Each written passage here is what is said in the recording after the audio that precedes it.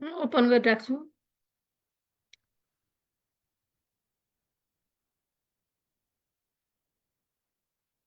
अलि कन्टिन्युअस जाम होला होइन, किनभने एकपछि अर्को गर्दाखेरि राम्रो हुन्छ। भाइटल साइन पढौँ कि चाहिँ नर्साइन हो? युनिट 1 कै पढौँ, के पढ्ने ल भन्नुहोस्?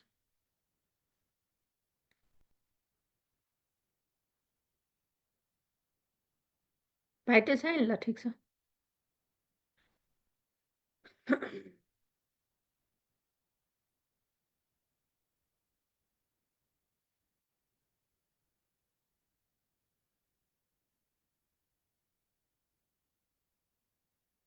हिजोको बाँकी गरौँ फर्स्टमा, अनि नर्सिङ प्रोसेसमा अब त अलिअलि कन्सेप्ट क्लियर त भयो नि त होइन? सबभन्दा गाह्रो लाग्ने नै नर्सिङ प्रोसेस हो सबैलाई होइन?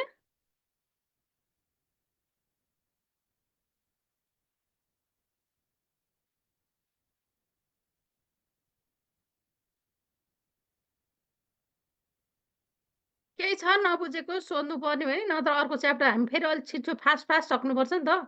कोर्स सकिएन भने त झ्याउ हुन्छ फेरि पछि। कहाँ पुगेको थियो भन्दा यतै होला सायद।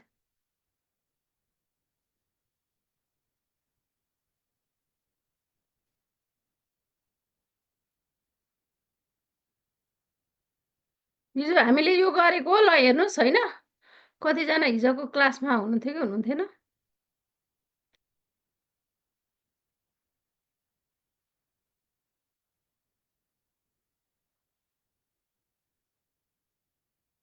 रिभिजन सकेसम्म सबै सक्ने, त्यही भएर हामीले जति छिटो गरे त्यति राम्रो भयो नि त।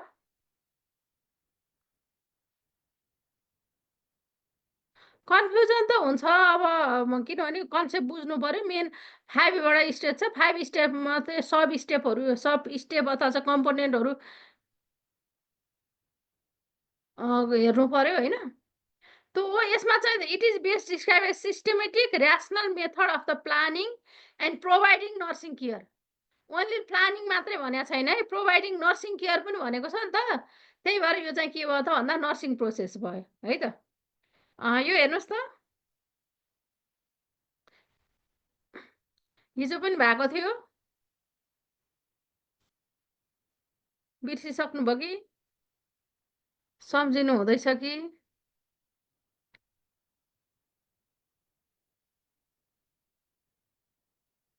यो भनेको चाहिँ अब systematic rational method of planning and providing the nursing care भनेको त त्यहाँ धेरै स्टेप पर्यो नि त। त्यो कारणले गर्दा जस्तै इन्डिभिजुअल फ्यामिली कम्युनिटीमा भनेको भएर यो चाहिँ के हो त भन्दा नर्सिङ प्रोसेस हो क्या। यो हेर्नुहोस् त,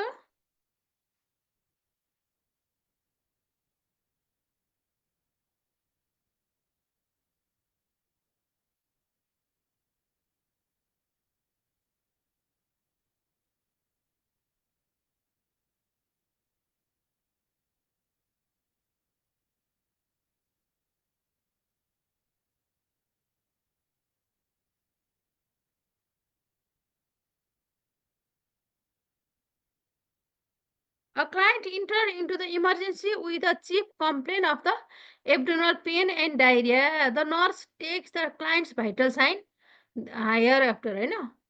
what phase of the nursing process is being implemented भन्ने बित्तिकै के भयो त भन्दा बिरामी आयो भाइटल साइन लियो भने त त्यो त के हो त भन्दा एसेसमेन्ट हो नि त, डायग्नोसिस होइन। भाइटल साइन लिएको भनेको त इन्फर्मेसन कलेक्सन गरे होइन? त्यो कारणले गर्दाखेरि अब्जेक्टिभ अब डाटा हो यो चाहिँ है, त्यही भएर एसेसमेन्ट हुन्छ। यो हेर्नुहोस् त, यो चाहिँ के हो त भन्दा अब केले प्रायोरिटाइज गर्न, केले गाइड गर्छ त भन्दा मास्लो हायरार्की त सबैलाई थाहा छँदैछ होइन? अब यसमा आँखा चिम्लेर मास्लो हायरार्की भइहाल्यो होइन? यो हेर्नुहोस् त,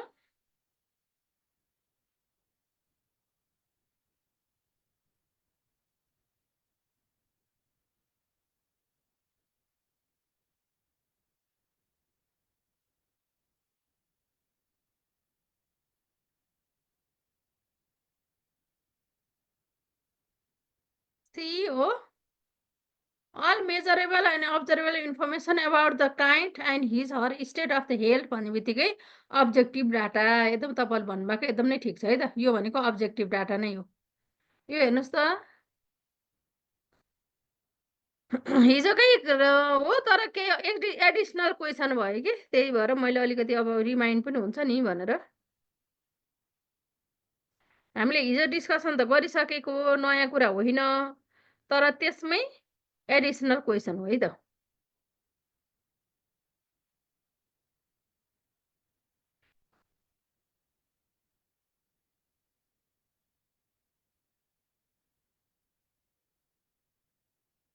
डी भन्नुभएको छ धेरैले a patient is admitted in the medical ward with the diagnosis of the fracture leg which of the following is the subjective data भनेको छ अब यसमा सब्जेक्टिभ डाटा भन्ने बित्तिकै के भयो त भन्दा रेस्पिरेसन 120 भनेको त काउन्ट गर्न मिल्यो नि त त्यही भएर सब्जेक्टिभ भएन जस्तै अब्जेक्टिभ भयो त्यस्तै गरी चाहिँ टेम्परेचर 100 भनेको पनि के भयो त भन्दा अब हामीले काउन्ट गर्न सक्यौँ नि त त्यो मेजर गर्न सक्यौँ त्यो कारणले गर्दा अब्जेक्टिभ भयो इडेमा भनेको हामी हेर्न सक्छौँ नि त लेगमा कति इडेमा छ त कति स्वेलिङ छ त भनेर त हामी त हेर्न थाहा पाउन सक्छौँ नि त्यही भएर यो पनि अब्जेक्टिभ भयो pain in the left right leg भन्यो अब जहाँ जुन लेगमा भए पनि पेन भन्ने बित्तिकै हामी कति पेन छ भन्ने कुरा जस्तो कि त स्केलमा राखेर त्यसलाई ग्रेडिङ गर्नु पर्यो अदरवाइज त हामीले पेन हेर्न सक्छौँ त अथवा पेन फिल गर्न सक्छौँ त अथवा पेन अब्जर्भ गर्न अथवा मेजर गर्न सक्छौँ त भन्न सक्दैनौँ होइन त्यो कारणले गर्दा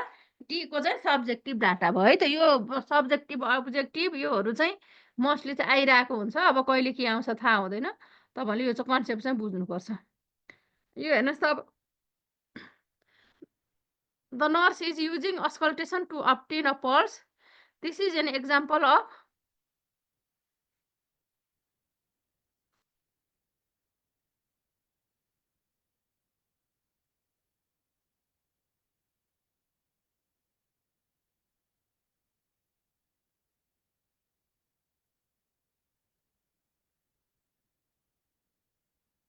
पल्स लियो भनेपछि के भयो बी भन्नुभएको छ अब्जेक्टिभ किन पल्स त काउन्ट गर्न सकिन्छ नि फिल गर्न सक्छ नि होइन त त्यो कारणले गर्दा अब्जेक्टिभ अब यसमा सब्जेक्टिभ मेजरमेन्ट होइन एक्चुअल डायग्नोसिस होइन रिक्स पनि होइन भनेपछि अब्जेक्टिभ भयो है त a patient chart is which type of data पेसेन्टको चार्ट चाहिँ कुन टाइपको डाटा हो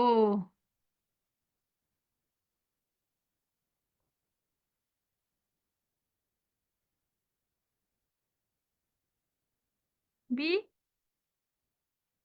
सेकेन्डरी पेसेन्टको मुखबाटै सुनियो भने पेसेन्टलाई एक्जामिनेसन गरेर सुनियो भने होइन देखियो भने अथवा पेसेन्टले नै भन्यो होइन सबै पेसेन्टबाट डाइरेक्ट नै इन्फर्मेसन लियो भने त्यो चाहिँ प्राइमरी हुन्छ होइन तर पेसेन्टको चार्ट अथवा पेसेन्टको इन्फर्मेसन अरू भिजिटरबाट अथवा ल्याब रिपोर्टरबाट होइन अरू डकुमेन्टेसनबाट लियो भने चाहिँ त्यो चाहिँ सेकेन्डरी हुन्छ है त हेर्नुहोस् त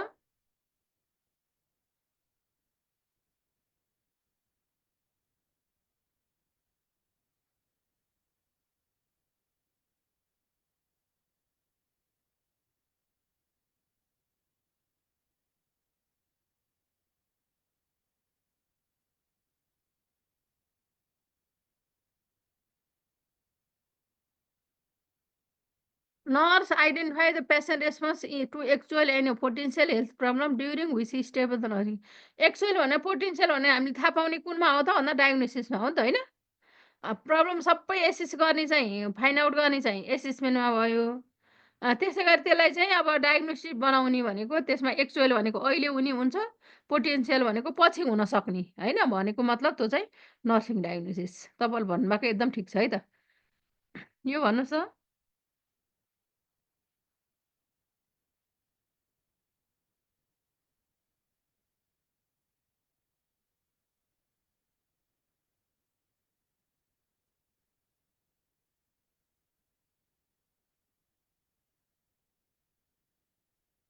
what purpose does the nursing process serve किन नर्सिङ प्रोसेस के काम गर्छ किन गरिन्छ एप्लाई गरिन्छ बी भन्नुभयो होइन सबैले providing nurses with framework to aid them in delivering comprehensive care हो त्यही नै हो है त ल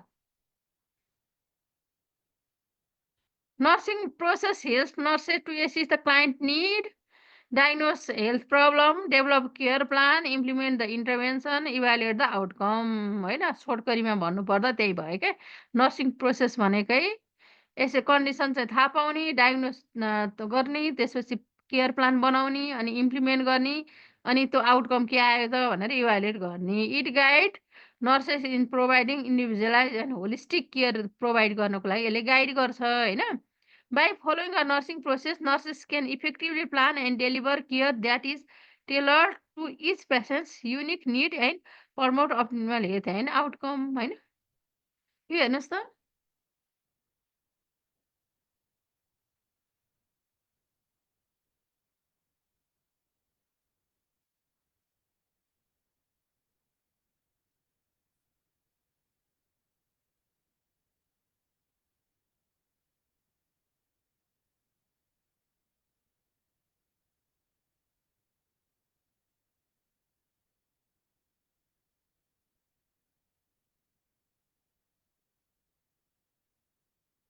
डी भन्नुभएको छ सबैले patient admitted to medical or with diagnosis fracture ले which of the following subject data भन्ने बित्तिकै यो त पेन इन राइटले अघि नै आइसक्यो रिपिटेड भएछ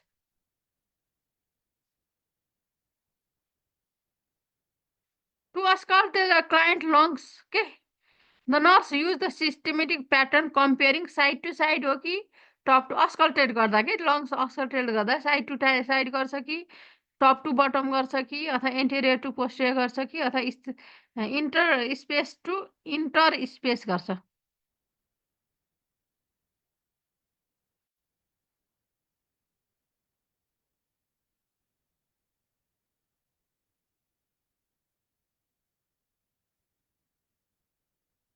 एबिसी अब आउनु थाल्यो यो भनेको चाहिँ साइड टु साइड है पहिला राइट हेर्छौँ अनि लेफ्ट हेर्छौँ नि त अनि फेरि त्यसबाट लेफ्टको तल हेर्छौँ फेरि यता ल्याउँछौँ नि त जेड आकारमा गर्छौँ है जहिले पनि लङ्सको एसेसमेन्ट चाहिँ जेड आकारमा गर्छौँ नि त त्यही भएर साइड टु साइड आउँछ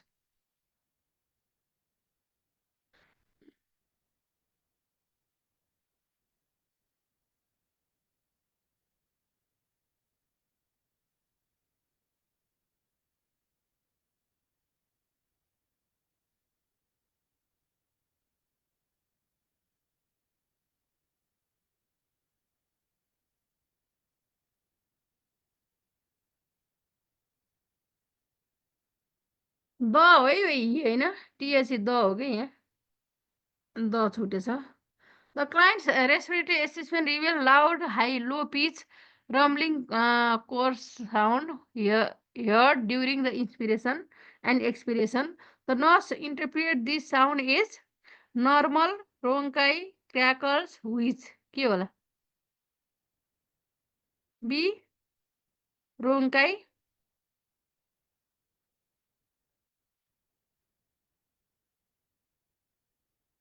तपाईँले भन्दा एकदम ठिक छ है रोङ्काई हो to assist the client's dorsalis pedis pulse the nurse palpate कहाँ पाल्पेट गर्ने डर्सालिस पेडिसको लागि कहाँ पाल्पेट गर्ने त डर्सालिस पेडिस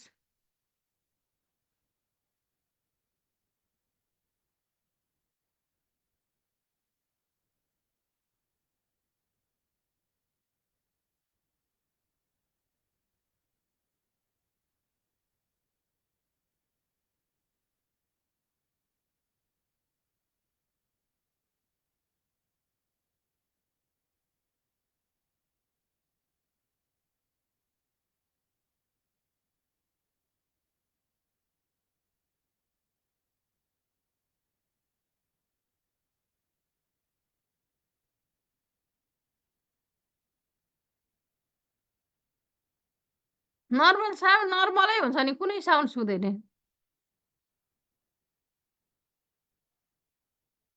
यसको के आयो त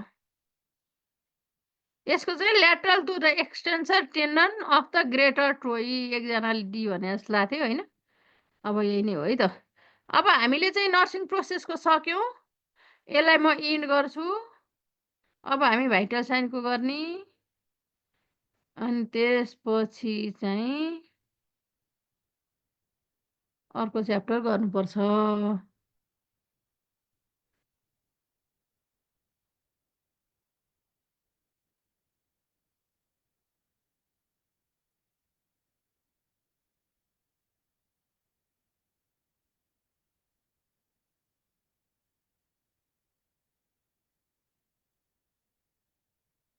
नर्सिङ डायग्नोसिस भनेको एसेसमेन्ट गरिसकेपछि त्यसलाई चाहिँ पिइएस फर्मेटमा पिएस फर्मेट भनेको प्रब्लम इटियोलोजी साइन एन्ड सिम्टम है को फर्मेटमा चाहिँ राख्ने हो होइन डायग्नोसिस स्टेटमेन्ट बनाउने हो क्या त्यो भनेको नर्सिङ डायग्नोसिस चाहिँ जहिले पनि जस्तै अब एक्चुअल र पोटेन्सियल हुन्छ एक्चुअल भनेको अहिले जुन चाहिँ अहिले प्रेजेन्टमा हाल्छ भने चाहिँ त्यो एक्चुअल भयो पोटेन्सियल भनेको पछि हुन सक्ने भनेको चाहिँ पोटेन्सियल भयो क्या त्यही नै छ खास नर्सिङ डायग्नोसिस तपाईँले अब नर्सिङ डायग्नोसिस चाहिँ अब पोटेन्सियल के हो र एक्चुअल के हो भन्ने थाहा पाउनुपर्छ पिएस फर्मेट भने के हो भन्ने थाहा पाउनुपर्छ डायग्नोसिसमा प्रायोरिटाइजको कुराहरू आउँछ खास डायग्नोसिस स्टेटमेन्ट बनाउने नर्सिङ डायग्नोसिसमा हो प्रायोरिटाइज गर्ने फेरि कहाँ हो त भन्दा प्लानिङ फेजमा हो है त लास्ट क्वेसन के थियो मैले क्लोज गरिसकेँ अर्को सेयर गरिसकेँ ल के थियो भन्दा डर्सालिस पेरिसमा को होला सायद यो हेर्नुहोस् त भाइटल साइनको गरौँ है त vital sign is known as के पनि भनिन्छ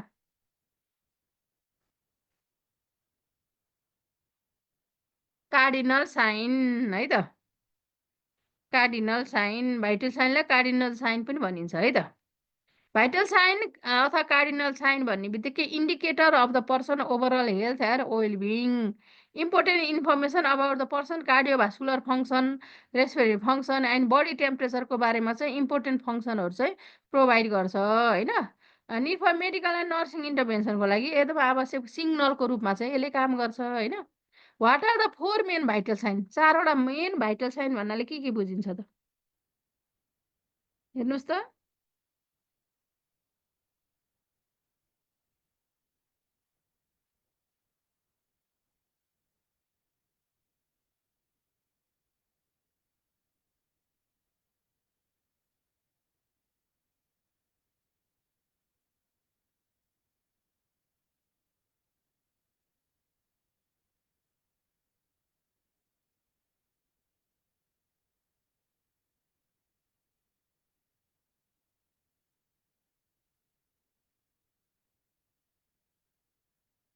अल द एक्सेप्ट अल भनेको यीको चाहिँ होइन होइन जस्तै यसमा चाहिँ ब्लड प्रेसर पनि हो पल्स पनि हो टेम्परेचर पनि हो रेस्पिरेसन पनि हो भनेपछि पिएन चाहिँ होइन है त फोर मेन भाइटल साइन भन्न बित्तिकै यो चारवटालाई चाहिँ भनिन्छ फिफ्थ भाइटल साइन भन्नाले केलाई बुझिन्छ त अब फिफ्थ भाइटल साइन भन्नाले पिएनलाई भन्ने बुझिन्छ है त अब यसमा चाहिँ फर्स्ट भनेको टेम्परेचर सेकेन्ड भनेको पल्स थर्ड भनेको रेस्पिरेसन फोर्थ भनेको ब्लड प्रेसर फिफ्थ भनेको पेन सिक्स्थ भनेको अक्सिजन सेचुरेसन र इमर्जेन्सी सिचुएसन हो भने फिफ्थ भनेको लेभल अफ कन्सियसनेस हेरिन्छ है त जस सरसर्ती यो चाहिँ रिभिजनको लागि अब भाइटल साइन लिँदा हामीले के कुरा ख्याल्नुपर्छ भन्दा इक्विपमेन्ट फङ्सनल हुनु पर्यो र साइज एप्रोप्रिएट हुनु बच्चालाई नै एडल्टको ल्याएर बच्चालाई गऱ्यो भने हामीले मेजरमेन्ट करेक्टली गर्न सक्दैनौँ होइन जहिले पनि usual range of vital sign थाहा पाउनुपर्छ कि जस्तै अब कतिजना तपाईँहरूकै ब्लड प्रेसर हेऱ्यो भने चाहिँ 100/60 अथवा चाहिँ 90/60 भइरहेको हुनसक्छ नि त होइन तर हामीले नर्मल ब्लड प्रेसर भन्दा त 120/80 भनेर भन्छौँ नि त अनि एक्कासी हामीले युजुअल उसको अगाडिपट्टिदेखि के थियो त भनेर युजुअल रेन्ज थाहा पाएनौँ भने चाहिँ के हुनसक्छ त भन्दा अननेसेसरी इन्टरभेन्सन के इमर्जेन्सी अब लो ब्लड प्रेसर लो भएछ भन्ने खालको हुनसक्छ नि त त्यही भएर युजुअल उसको पहिल्यैदेखि कस्तो खालको थियो त होइन यदि लिएको थियो भने त सोध्नु पर्यो होइन मेडिकल हिस्ट्री थेरापीहरूले पनि भाइटल साइनलाई असर पार्न सक्छ नि त त्योहरू केही छ कि होइन मेडिसिनहरू लिइरहेको त्यस्तो केही छ कि हेर्नु पर्यो इन्भाइरोमेन्टल फ्याक्टर्सहरू के छ होइन त्यसलाई मिनिमाइज गर्नु पर्यो त्यसले पनि भाइटल साइन मेजरमेन्टमा चाहिँ असर पर्छ नि त त्यो कारणले गर्दा र प्रिभियस सिफ्टमा बिहान जस्तै अब बेलुका हुन्छ नि मर्निङ इभिनिङ आफ्टरनुन होइन त्यो प्रिभियस सिफ्टमा भाइटल साइन के थियो र अहिले के छ कुनै चेन्जेसहरू छ कि भनेर थाहा पाउनको लागि त्यो पनि थाहा पाउनु पर्यो है त ल हेर्नुहोस् त यो the measurement of the balance between the heat produce and heat loss is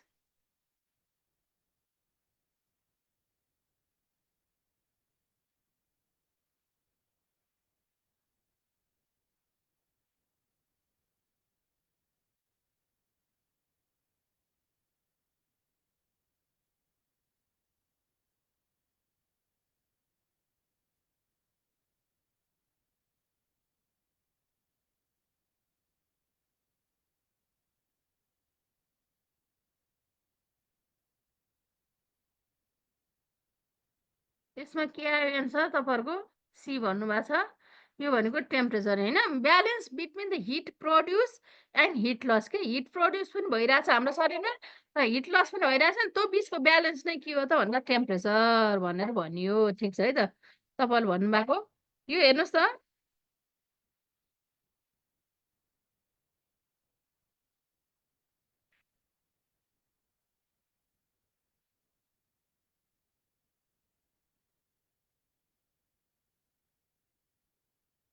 ल यो हेर्नुहोस् है त, मेरो यहाँ टेक्निकल समस्या भएको थियो। The production of the heat is termed as production of the heat is termed as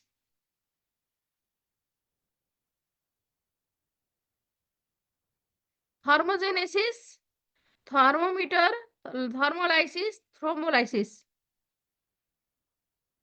Heat heat productionलाई के भनिन्छ त?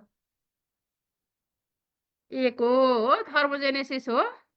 थर्मोजेनेसिस, थर्मोलाइसिस, अब थर्मोजेनेसिस भनेको हिट प्रोडक्सन हुने भयो। थ्रोम्बोलाइसिस भनेको ट्रिटमेन्ट टु डिजल्भ द जस्तै ब्लड क्लट भएको हुन्छ नि त भेसलहरूमा होइन, त्यो थ्रोम्बोलाइसिस भयो होइन। जस्तै अब विभिन्न मेडिसिनहरू दिएर त्यो गर्न सकिन्छ। त्यसै गरी थर्मोजेनेसिस भन्ने बित्तिकै हिट प्रोड्युसन त भइ नै हाल्यो है त। अब यसमा टेम्परेचर भन्ने बित्तिकै body temperature means the degree of the heat or balance maintain between the heat produce thermogenesis and heat loss thermolysis. Thermolysis भनेको हिट लस है त। अब यो हेर्नुहोस् त,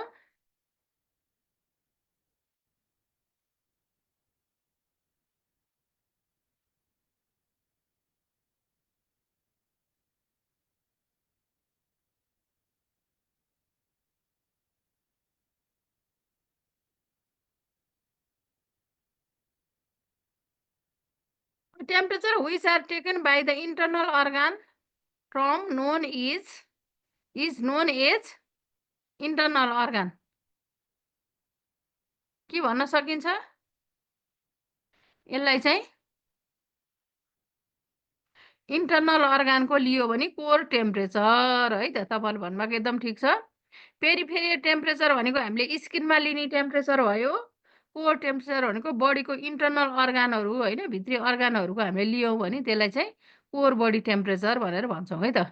यसमा कोर बडी टेम्परेचर भने refers to the temperature of the internal organ, जस्तै हार्ट, लिभर, ब्रेन होइन भयो भने। र जहिले पनि टेम्परेचर चाहिँ पेरिफेरियल टेम्परेचर भन्दा कोर टेम्परेचर चाहिँ 1 to 2 डिग्री चाहिँ हायर हुन्छ है। र कन्सटेन्ट हुन्छ क्या, बाहिरको इन्भाइरोमेन्टले चेन्ज हुँदैन क्या यसलाई। भने पेरिफेरियल टेम्परेचर भनेको reflection of the blood flow through the vessel under the skin कि पेरिफेरियल सर्कुलेसनहरू हुन्छ नि, त्यसको रिफ्लेक्सनले चाहिँ जस्तै स्किनमा चाहिँ जुन टेम्परेचर मेजर गर्न सकिन्छ त्यसलाई नै पेरिफेरियल टेम्परेचर स्किनबाट गर्न सकिने भयो होइन। त्यसलाई चाहिँ पेरिफेरियल टेम्परेचर भन्यो भने चाहिँ पेरिफेरियल टेम्परेचरलाई त इन्भाइरोमेन्टले असर पार्न सक्छ नि त, कोल्ड इन्भाइरोमेन्ट होइन, अरू कुराहरू एक्टिभिटिजहरूले पनि फरक पार्न सक्छ होइन।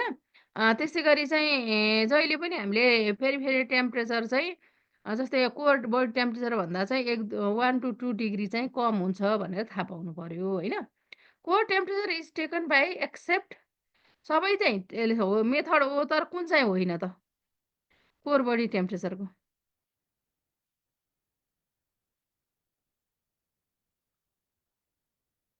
Core body temperature is taken by except oral temperature, tympanic membrane, pulmonary artery, nasopharynx। कुन चाहिँ होइन? कसैले ए भन्नुभयो, कसैले डी भन्नुभयो है। ओरल टेम्परेचर हामीले पेरिफेरियल टेम्परेचर भनेको जुन चाहिँ युजुअल हस्पिटलमा लिन्छौँ नि, जस्तै ओरल टेम्परेचर, एक्जिलरी टेम्परेचर ग्रोइङमा होइन, अथवा चाहिँ रेक्टममा लिइन्छ, त्यो भनेको के हो? पेरिफेरियल टेम्परेचर हो के। जस्तै अब tympanic membrane, pulmonary artery, nasopharynx भनेको चाहिँ इन्टरनल अर्गानको है त। Core temperature is taken by the except oral temperature है त यसको एन्सर चाहिँ।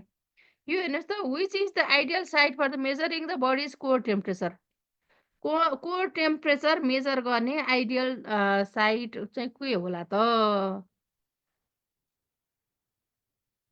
डी भन्नुभयो, टिम्पेनिक मेम्ब्रेन। किनभने यसमा एक्जिला पनि पेरिफेरियल भयो, रेक्टल पनि पेरिफेरियल भयो, ओरल पनि पेरिफेरियल भनेपछि टिम्पेनिक मेम्ब्रेन चाहिँ इन्टरनल अर्गानको भयो है त। बुझ्नु भएको छ नि? Core temperature reflect the temperature of the internal organ. Site टेम्परेचरमा चाहिँ नेजोफ्यारेन्समा लिन सकिन्छ, ओसोफ्यागसमा लिन सकिन्छ, पल्मोनरी आर्टरीमा लिन सकिन्छ होइन। Core temperature remains relatively constant, मैले अघि पनि भनिसकेँ। Which part of the brain maintain our body temperature?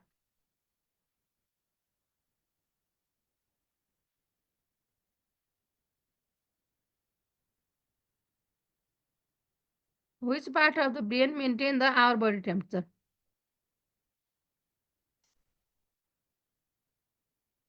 के हो त भन्दा? हाइपोथेलामस हो। हाइपोथेलामस है त। तपाईँले भन्नुभएको एकदम ठिक छ। Body temperature is maintain by the thermoregulatory centre in the hypothalamus. Regulation of body temperature भन्ने बित्तिकै न्युरल एन्ड भास्कुलर कन्ट्रोल हुन्छ, बिहेभियरल कन्ट्रोल हुन्छ। न्युरल एन्ड भास्कुलर कन्ट्रोल भनेको hypothalamus act as the body thermostat receiving the signal from the skin and internal organ to maintain a stable body temperature हो है त। The skin is the primary site of the heat loss. अब स्किनबाट भन्यो नि त कसरी कसरी हुनसक्छ त भन्दा एउटा कन्भेक्सन तपाईँले सुन्नुभएको छ, अर्को इभ्यापोरेसन, त्यसपछि कन्डक्सन अनि रेडिएसन है त।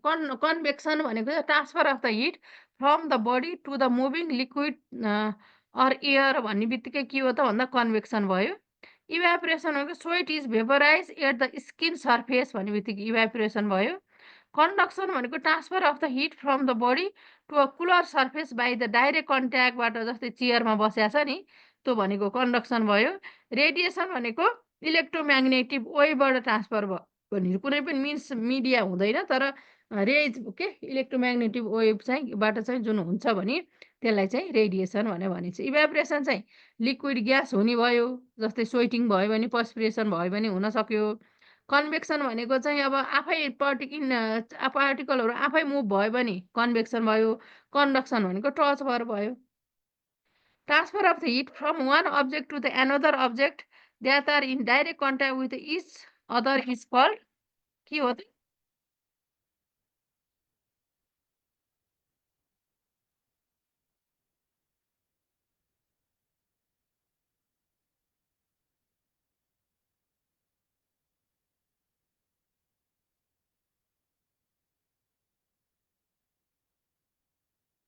एक कन्भेक्सन भनेको चाहिँ जस्तै पानीहरू उम्लिँदाखेरि पानीको फुकाहरू तलदेखि माथि रोलिङ हुन्छ कि हुँदैन रोलिङ, त्यो भनेको आफै मुभ भएको। एयर पनि आफै मुभ हुन्छ भनेको, फ्लुइड पनि आफै मुभ भएर एक्सचेन्ज हुन्छ भने त्यसरी चाहिँ ऊ हुन्छ कि चेन्ज हुन्छ कि ट्रान्समिसन हुन्छ भने त्यो चाहिँ के हो त भन्दा कन्भेक्सन भयो। एक हो भन्नुभयो कन्डक्सन, डाइरेक्ट कन्ट्याक्ट भन्ने बित्तिकै कन्डक्सन है त। हेर्नुहोस् त, when applying a cold sponge to the patient with the fever, reduce the temperature through cold sponge लगाइसकेपछि के हुन्छ?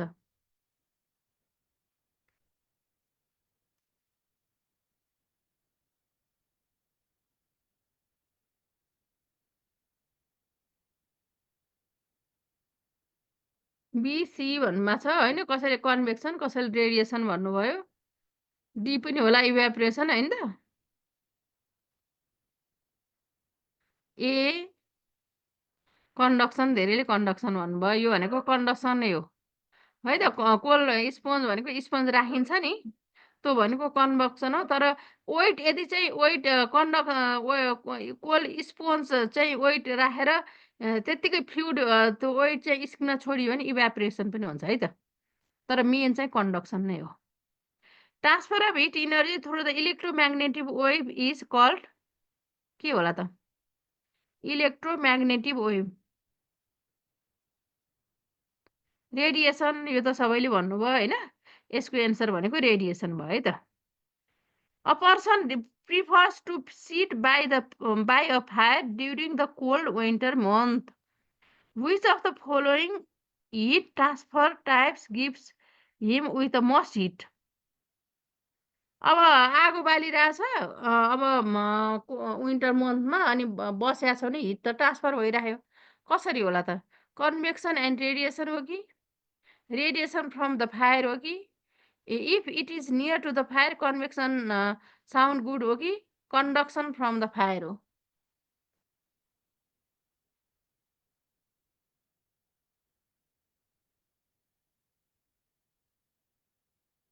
रेडिएसन फ्रम फायर भन्नुभएको छ होइन?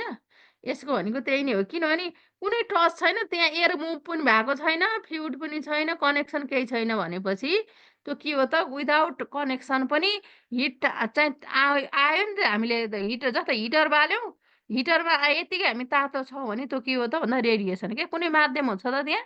हुँदैन। यो हेर्नुहोस् त, transfer of the heat from the object to moving liquid or air is called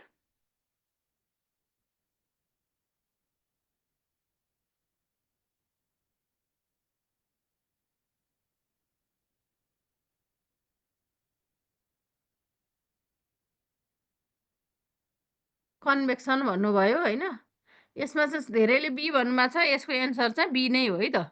convection है मुभिङ लिक्विड अर एयर के लिक्विड र एयर नै मुभ भएर चाहिँ हिट ट्रान्सफर हुन्छ नि, त्यसलाई के भनिन्छ त भन्दा कन्भेक्सन भनेर भनिन्छ। अब त पक्कै बुझ्नुभयो होला, डाइरेक्ट टच गरेर भएको छ भने कन्डक्सन भयो, कुनै पनि मिन्स छैन तैपनि हिट ट्रान्सफर भएको छ भने त्यो चाहिँ रेडिएसन भयो होइन?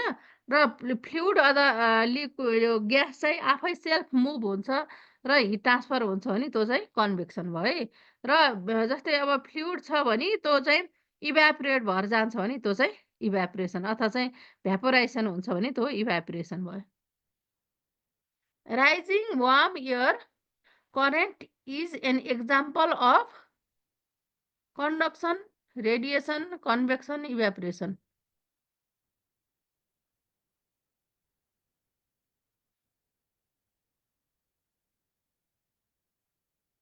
Rising warm air.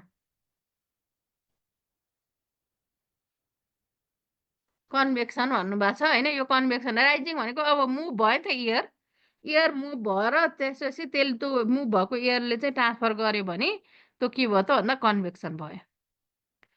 The reason why water boils causing the circular motion is due to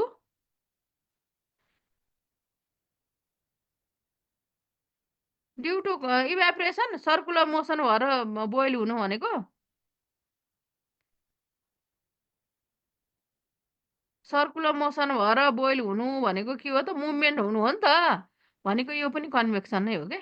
different वेबाट तपाईँहरूलाई मैले क्वेसन राखिदिएको छु, त्यही भएर तपाईँले कन्सेप्ट बुझोस् भनेर है त। The process by which the substance or element changes from a liquid to gas.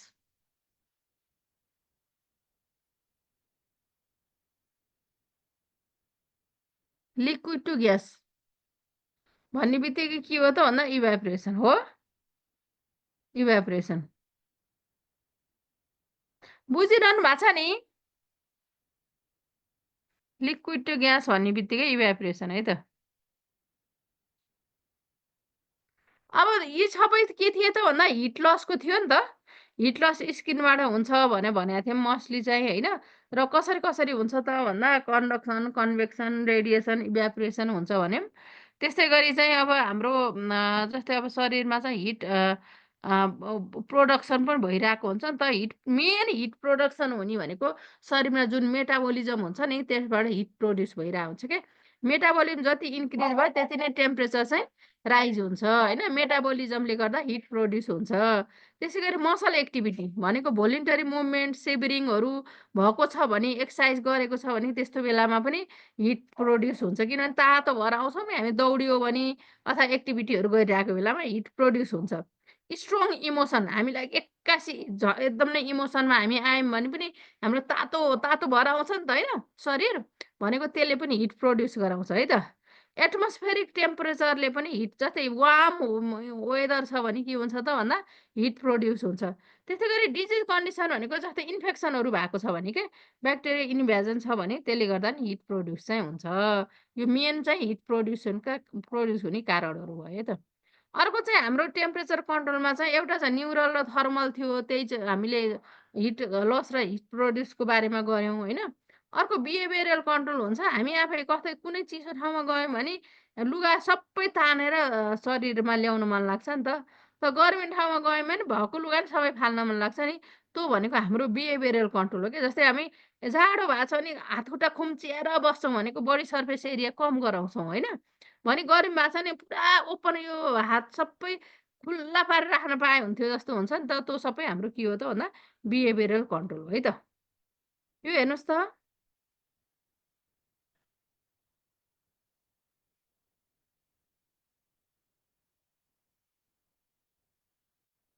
Nurse is caring for an elderly patient and notes that his temperature is 96.8 degree Fahrenheit.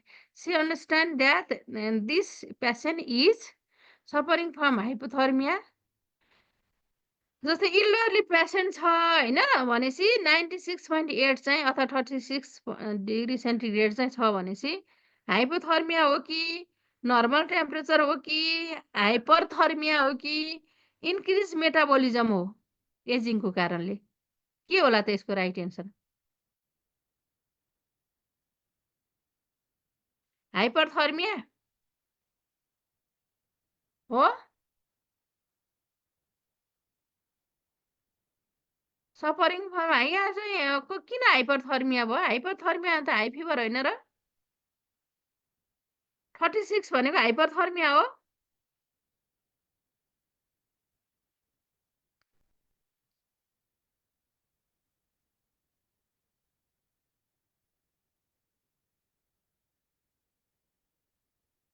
यो चाहिँ जस्तै ओल्ड एज भनिसकेपछि शरीरमा के हुन्छ metabolism कम हो। जति as बढ्दै गयो ओल्ड एजमा चाहिँ मेटाबोलिजम कम हुन्छ। मेटाबोलिजम जति धेरै भयो त्यति हिट प्रड्युस हुन्छ नि त। त्यही भएर शरीरमा मेटाबोलिजम जब कम हुँदै जान्छ स्किन थिन हुँदै जान्छ होइन। त्यो हुने भनेकै के हो त भन्दा टेम्परेचर चाहिँ कम हुँदै जान्छ। त्यही भएर ओल्ड एजमा जस्तै तपाईँहरूले फ्याक्टर्स अब पढ्नुहुन्छ फ्याक्टर्स भन्ने बित्तिकै चाहिँ के हुन्छ त भन्दा जति एज बढ्दै गयो त्यति टेम्परेचर कम हुँदै जान्छ। त्यही भएर यसको राइट एन्सर भनेको चाहिँ के हो त भन्दा एक्सप्रेसिङ अ नर्मल टेम्परेचर हो के। ओल्ड एजमा चाहिँ 36.6 सेन्टिग्रेड भनेको यसलाई चाहिँ हाइपोथर्मिया भनिँदैन। हाइपो भनेको कम हो, हाइपर भनेको बढी हो। तपाईँहरूले हाइपर किन भन्नुभयो मैले पुरा बुझेको छैन। 96.8 हाइपर हो। नर्मल टेम्परेचर कति हो? त्यही भएर यसमा चाहिँ बीको चाहिँ राइट एन्सर हो एक्सप्रेसिङ।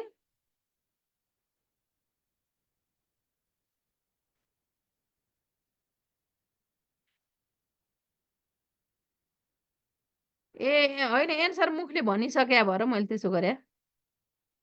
त्यो भनेपछि यसको चाहिँ के भयो त भन्दा एक्सप्रेसिङ नर्मल टेम्परेचर चाहिँ एन्सर यसको राइट हो है त बीको चाहिँ। ठिक छ। अब यो हेर्नुहोस् त।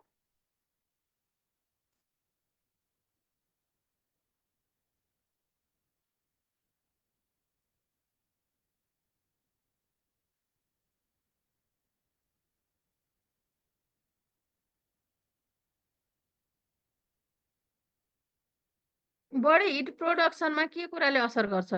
What is the factors that affect body heat production? Basal metabolism, radiation, convection, altitude. तपाईँहरूले ए भन्नुभएको छ एकदम ठिक हो होइन। यो चाहिँ बेसल मेटाबोलिजमले चाहिँ के गर्छ त भन्दा हिट प्रोड्युस गरिरहेको हुन्छ नि त। ए को चाहिँ राइट एन्सर है त। अब basal metabolism refers to the energy expanded by the body at rest which contribute to the body heat production. Radiation is the transfer of heat energy through the electromagnetic wave. Convection is the transfer of heat through the movement of air and fluid भन्ने बित्तिकै यसको answer चाहिँ basal metabolism चाहिँ भयो है त। अब factors effect the hit टेम्परेचरमा के छ त भन्दा एज मैले अघि भने बडी टेम्परेचर चाहिँ एज इन्क्रिज हुँदै गएपछि लोवर हुँदै जान्छ। ओल्ड एडल्टमा चाहिँ के हुन्छ त भन्दा अलिकति लो लाइनमा चाहिँ टेम्परेचर हुन्छ त्यसलाई नर्मल मान्नु पर्यो कि अघिको क्वेसन थियो नि त। त्यसै गरी exercise body temperature increases with एक्सर्साइजसँगै चाहिँ बडी टेम्परेचर चाहिँ इन्क्रिज हुन्छ। त्यसै इन्भाइरोमेन्ट पनि हो। Radiant and conductive heat loss हुन्छ इन्भाइरोमेन्टमा है। रेडिएसन पनि हुन्छ र कन्डक्टिभ कुनै टर्चहरू अब चिसो त्यो भएर कन्भेक्टिभ पनि हुनसक्छ होइन। त्यसले गर्दाखेरि चाहिँ हुनसक्ने भयो। हर्मोन लेभल पनि हो क्या। जस्तै अब वुमेनहरू चाहिँ जनरल एक्सपिरियन्स त गेटर फ्लक्चुएसन हुन्छ नि त। जसरी हाम्रो शरीरमा हर्मोनल चेन्ज हुन्छ त्यसै गरी फ्लक्चुएसन भएको हुन्छ होइन, हर्मोनल लेभल पनि हुन्छ है त। त्यसै गरी स्ट्रेस, स्ट्रेस भन्ने बित्तिकै इपिनेफ्रिन र नन इपिनेफ्रिन चाहिँ इन्क्रिज हुन्छ जब स्ट्रेस भएको बेलामा, होइन। त्यसले गर्दाखेरि चाहिँ के हुन्छ त भन्दा मेटाबोलिक रेट चाहिँ इन्क्रिज गराइदिन्छ। मेटाबोलिक रेट इन्क्रिज हुनु भनेकै के हो त, टेम्परेचर प्रोड्युस चाहिँ बढी हुनु हो। त्यही भएर स्ट्रेसले गर्दाखेरि पनि टेम्परेचर राइज हुनसक्छ। कार्डियन रिदम भनेको चाहिँ टाइम अफ द डे, जस्तो temperature is usually lowest around the 3 AM मा हुन्छ भने हाइएस्ट चाहिँ 5 to 7 PM मा हुन्छ है। यो चाहिँ फ्याक्टर्सहरू हो। यो फ्याक्टर्स किन थाहा पाउनु पर्यो त भन्दा यी कुराहरू हामीले बिरामीमा कन्सिडर गर्नुपर्ने हुन्छ क्या। स्ट्रेस भएको बिरामीको अलिकति टेम्परेचर बढी आयो भने उहाँको नर्मलै हो, उहाँको स्ट्रेसको कारणले हिट प्रोड्युस भएको छ भनेर हामीले कन्सिडर गर्नु पर्यो। What is the normal range of the temperature? कुन चाहिँ राइट होला?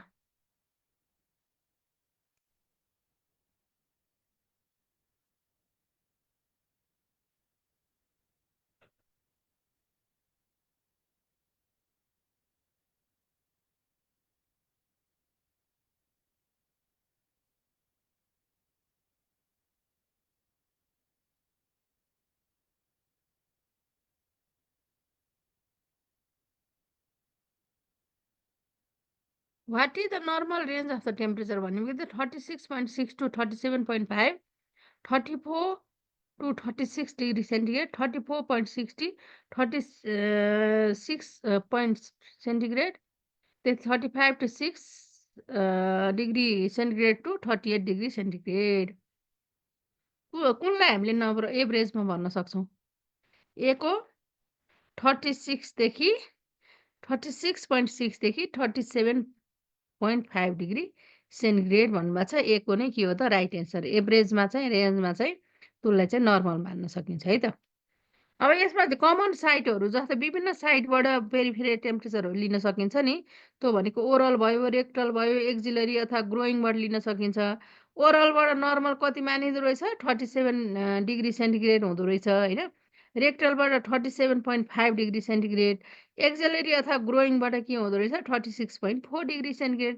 भनेको रेक्टलमा चाहिँ जस्तै सेन्टिग्रेड 1.5 अथवा चाहिँ फरेनहाइटमा 1 डिग्री चाहिँ बढी हुँदो रहेछ। त्यही भएर चाहिँ रेक्टलको टेम्परेचर चाहिँ रेक्टलमा किन त्यसो हुन्छ त भन्दा बाहिरको इन्भाइरोमेन्टले त्यति धेरै असर पारेको हुँदैन होइन। जसरी अरू ठाउँमा चाहिँ हुन्छ त्यो रेक्टलमा चाहिँ, त्यही भएर कोर टेम्परेचरको नियरसँग चाहिँ रिलेटेड हुन्छ। कोर टेम्परेचरसँग चाहिँ नियर भ्यालुसँग चाहिँ यो चाहिँ रिलेटेड हुन्छ भनेर भनिन्छ होइन।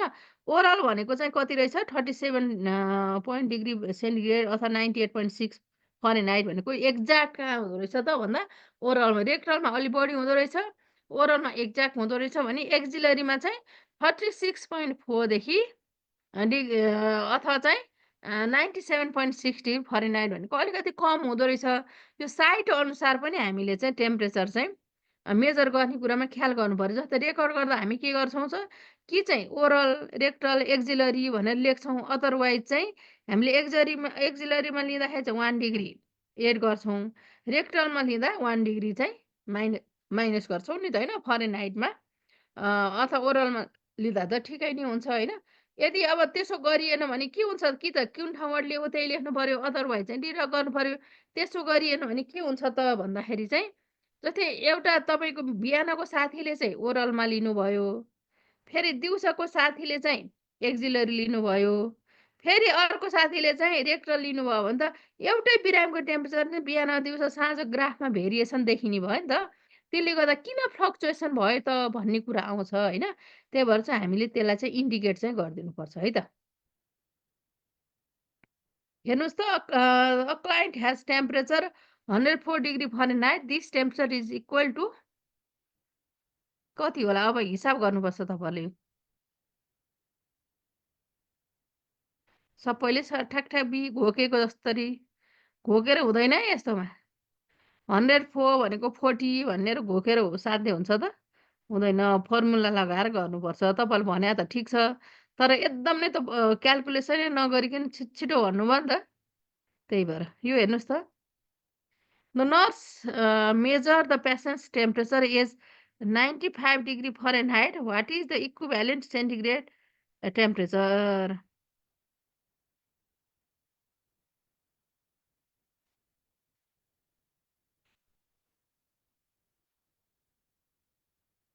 नाइन्टी फाइभ भन्ने बित्तिकै के भयो त भन्दा 35 भन्नुभएको छ होइन लोएस्ट अब भयो नि त यो चाहिँ रिडिङ त्यही भएर 35 सीको चाहिँ राइट एन्सर अब यसमा चाहिँ अब तपाईँहरूले फर्मुला याद गर्नुपर्छ correct temperature conversation formula from Fahrenheit to Celsius फरेनहाइटमा छ सेल्सियसमा लानु पर्यो भने कुन फर्मुला युज गर्ने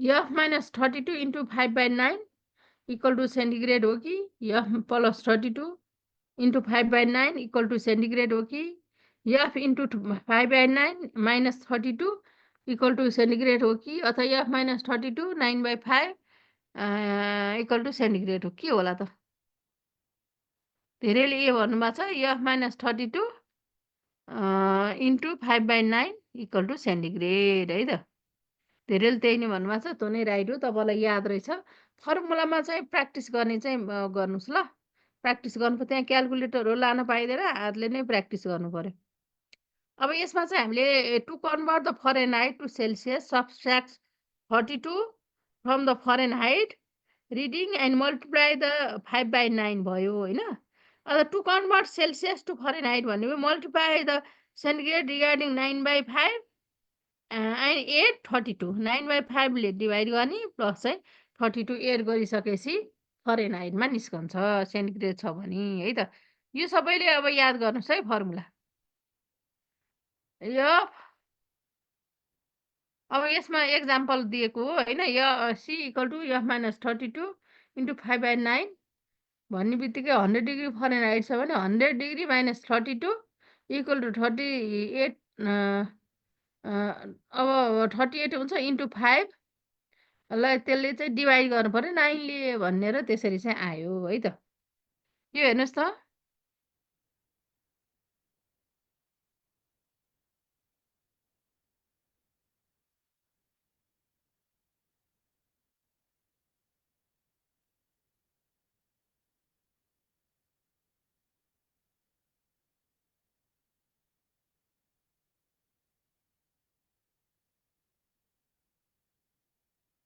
डी र सी डिडी यसमा चाहिँ 38.9 डिग्री सेन्टिग्रेड हुन्छ 38.9 डिग्री सेन्टिग्रेड हुन्छ 38.9 डिग्री सेन्टिग्रेड बीको चाहिँ right answer if client has injected hot or cold liquid before measuring the oral temperature wait for कति होला त कति वेट गर्ने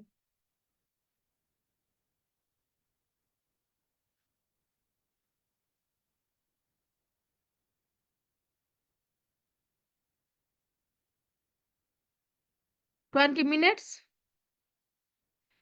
किनभने किन गर्ने त भन्दा अब ओरल टेम्परेचर लिनु छ उसले भर्खर हट फुड खाइरहेछ भने त त्यो तातोले गर्दाखेरि चाहिँ टेम्परेचर रिडिङ पनि तातो आउँछ नि त होइन त्यो चाहिँ फ्याक्टर्स भयो क्या त्यो असर नपरोस् भन्नको लागि हामीले के गर्नु पर्यो त भन्दा 20 मिनट्स वेट गर्नु पर्यो त्यसपछि बल्ल लिनु पर्यो हट अर कोल्ड अब मेजरिङ बडी टेम्परेचर छ होइन गाइडलाइन फर मेजरिङ ओरल टेम्परेचरमा position the tip of the thermometer under the patient's tongue as far back as possible on either side of the frenulum.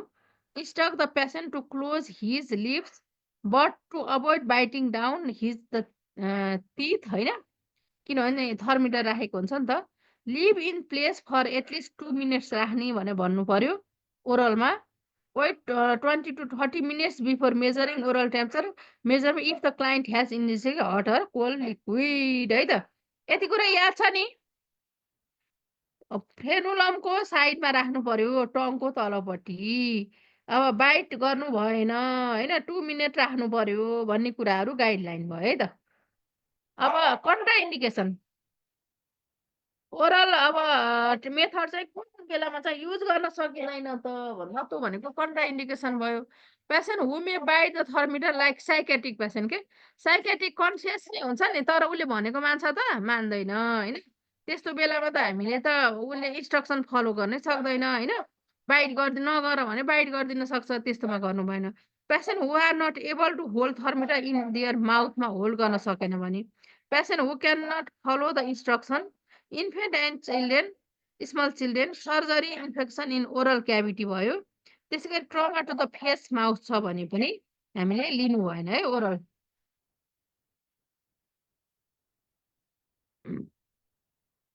त्यसै गरी patient who have severe cough, patient who breathe through the mouth, माउथबाट respiration गर्छ, तपाईँको temperature त लिनुपर्छ, एकछिन respiration नलिनु छ भनेर हुन्छ त? हुँदैन नि त होइन। पेसेन्ट विथ कन्टिन्यू कन्भल्जन छ भने होइन, अथवा कन्भल्जन चाहिँ कन्टिन्यू छ भने एकछिन नकाम्नुहोस् न, म टेम्परेचर लिँदैछु भनेर उसले वेट गर्न सक्छ त? सक्दैन होइन। त्यही भएर चाहिँ अब कन्भल्जन पनि भयो। त्यसै गरी चाहिँ भोमिटिङ छ भने पनि थर्मिटर 2 मिनट एटलिस्ट राख्नुपर्छ भनेको छ नि। विदिन 2 मिनटमै भोमिट भइदियो भने त लिन पाइएन। ह्याभिङ चिल्स भनेको पनि कन्भल्जन जस्तै हो। डिस्निक पेसेन्ट भनेको सास पनि यसै गाह्रो हुन्छ, उसलाई चाहिँ होल्ड गर्दाखेरि के हुन्छ त, झन् सास फेर्न गाह्रो भइरहेको हुन्छ नि त। त्यो भएर अनकन्सियस, सेमी कन्सियस, डिसओरिएन्टेड पेसेन्ट छ भने होइन, पेसेन्ट ह्याभिङ चिल्स, अनकोअपरेटिभ पेसेन्टहरूमा पनि हामीले चाहिँ त्यसो गर्नु भएन है त। ब्रेक हो। भर्खर त सुरु 5 मिनट ब्रेक, ल जानुहोस्। ल ओके।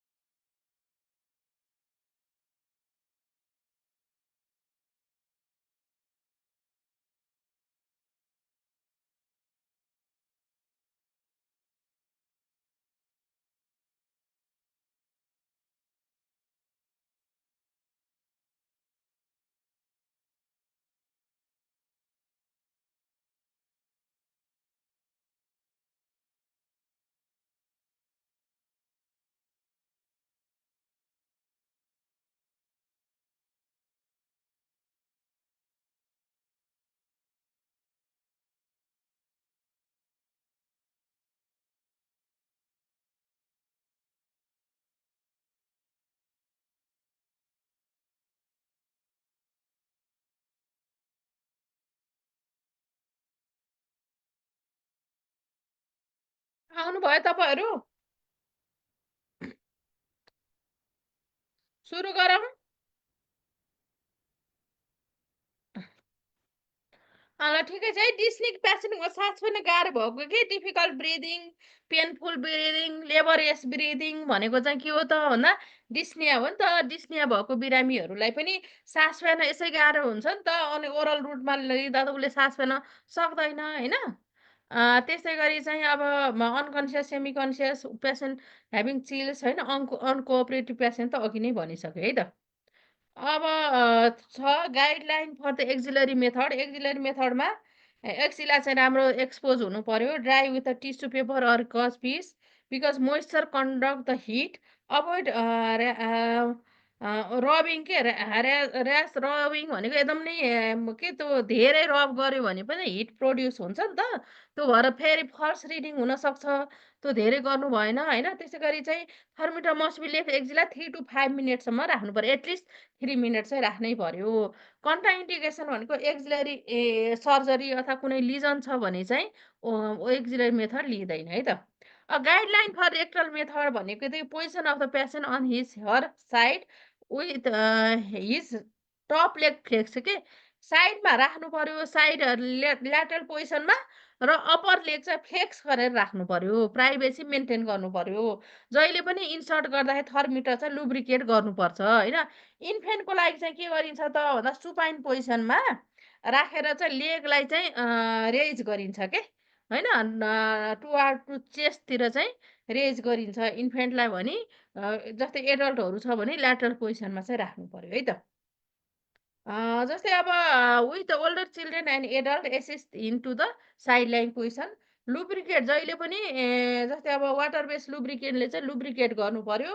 र जेन्टली इन्सर्ट भनेको 2.5 सेन्टिमिटर अथवा 1 इन्च इनसाइड द रेक्टल ओपनिङमा चाहिँ इन्सर्ट गर्नु पर्यो भनेपछि टाइम ड्युरेसन चाहिँ 2 to 3 मिनटसम्म राख्न सकिन्छ है त।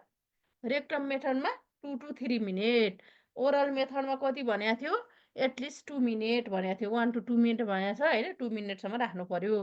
त्यसै गरी चाहिँ एक्जिला मेथडमा 3 to 5 भनेको एटलिस्ट 3 मिनट चाहिँ राख्नु पर्यो है त। यो हेर्नुहोस् त question, which of the following is contraindicated with the taking the rectal temperature measurement. Rectal temperature लिँदै हुनुहुन्छ भने कुन चाहिँ कन्ट्राइन्डिकेसन हो त?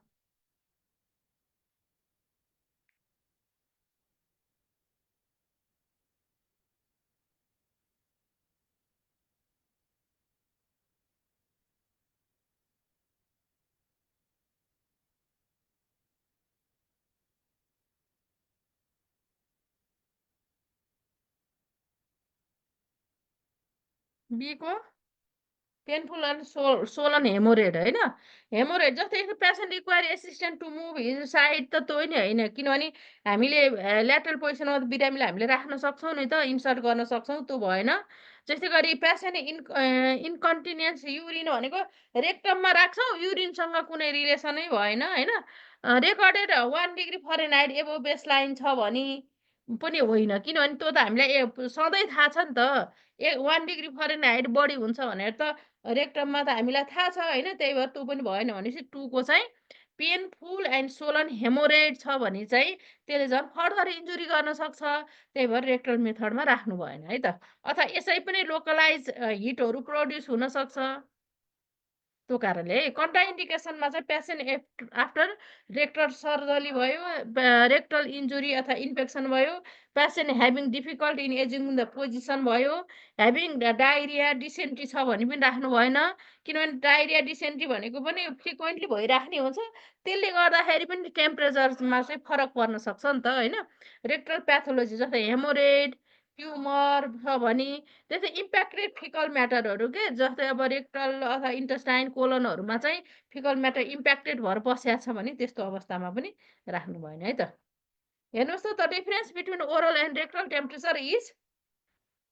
ओरल र रेक्टलमा कति फरक छ?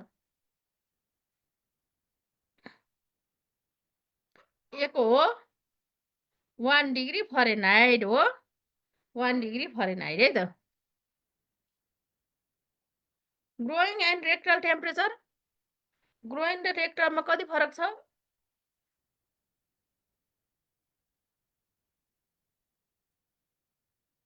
रेक्टम र ग्रोइङ अथवा चाहिँ एक्जिला भन्ने बित्तिकै 2 डिग्री फरेनहाइट होइन भनेको सीको चाहिँ राइट एन्सर भयो है त। यो हेर्नुहोस्, the most accurate and useful method to measure the body temperature is the most accurate and useful method to measure. Accurate पनि हो र युजफुल पनि भनेको कुन होला त बडी टेम्परेचर मेजर गर्ने? Oral, rectal, axillary, temporal. Axillary, useful र एक्युरेट मेथड भनेको छ है। Useful, accurate body temperature measure गर्ने भनेको रेक्टल हो नि त।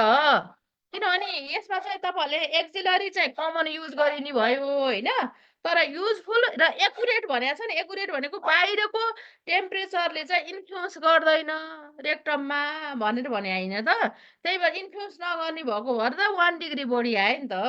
त्यही भएर चाहिँ एक्युरेट मेथडको रूपमा चाहिँ फेरि टेम्परेचर मेजर गर्नलाई एक्युरेट रुटको रूपमा चाहिँ जहिले पनि रेक्टल हो, तर युजल रुट र कमन रुट भनेको चाहिँ एक्जिलरी मेथड हो है त। र एक्ज्याक्ट टेम्परेचर आउने कहाँ हो त भन्दाखेरि चाहिँ ओरल मेथड भयो है त। Rectal temperature measurement is considered as most accurate and reliable method to measure body temperature. This is because rectal area is close to the core of the body temperature. Close पनि हुने भयो। More accurate reflection of the internal body temperature के छ त भन्ने कुरा reflect पनि गर्ने भयो त्यसले गर्दा। Additionally rectal measurement are not affected by the external factor such as environmental temperature or sweating होइन, त्यो कुराहरूले असर पार्ने भएन त। त्यही भएर checking for skin temperature is best accomplish by using. Skin temperature हामीले कसरी गर्न सक्छौँ? Dorsal surface of the hand, palmar surface of the hand by using the fingers. एक हो dorsal surface of the hand है त। जस्तै फिगर पनि मैले राखिदिएको छु त्यसरी नै हेर्छौँ नि त हामी। खै टेम्परेचर छ कि छैन भनेर हेर्दाखेरि थिन हुन्छ नि त डर्सल टाइपमा चाहिँ। प्लामर भनेको त के हुन्छ त भन्दा थिक हुन्छ, त्यही भएर सेन्सेसन कम हुन्छ। Position use for the rectal temperature measurement is के होला? Position use for rectal temperature measurement. Position use for rectal temperature measurement भन्ने बित्तिकै के होला त? बी साइड ल्याटरल है त। साइड ल्याटरलमा चाहिँ अप्पर लेग फ्लेक्स गरेको हुन्छ है, किनभने मोर रिल्याक्स होस् भन्नको लागि। साइड ल्याटरल भन्ने चाहिँ बीको चाहिँ राइट एन्सर भयो। यो हेर्नुहोस् त, which position would you keep a patient for obtaining rectal temperature? यसरी पनि सोध्छ। उही कुरा उही हो, तर कुन पोजिसन राखिन्छ भन्दा ल्याटरल पोजिसन भनेर भनियो है त। अथवा चाहिँ यसमा चाहिँ सिम्स छ दिया छ। अघिकोमा चाहिँ के थियो त? ल्याटरल पोजिसन थियो, साइड ल्याटरल थियो, तर यसरी पनि सोध्छ। हेर्नुहोस् त यहाँ सुपाइन, सेमिफाउलर, सिम्स र ल्याटरल छ नि। भनेपछि अब हामीले चाहिँ अब ल्याटरल छ भने त कमन त ल्याटरल नै हो, तर त्यसमा ल्याटरल भन्दा पनि सिम्स पनि दिएको छ भने सिम्स हुन्छ के।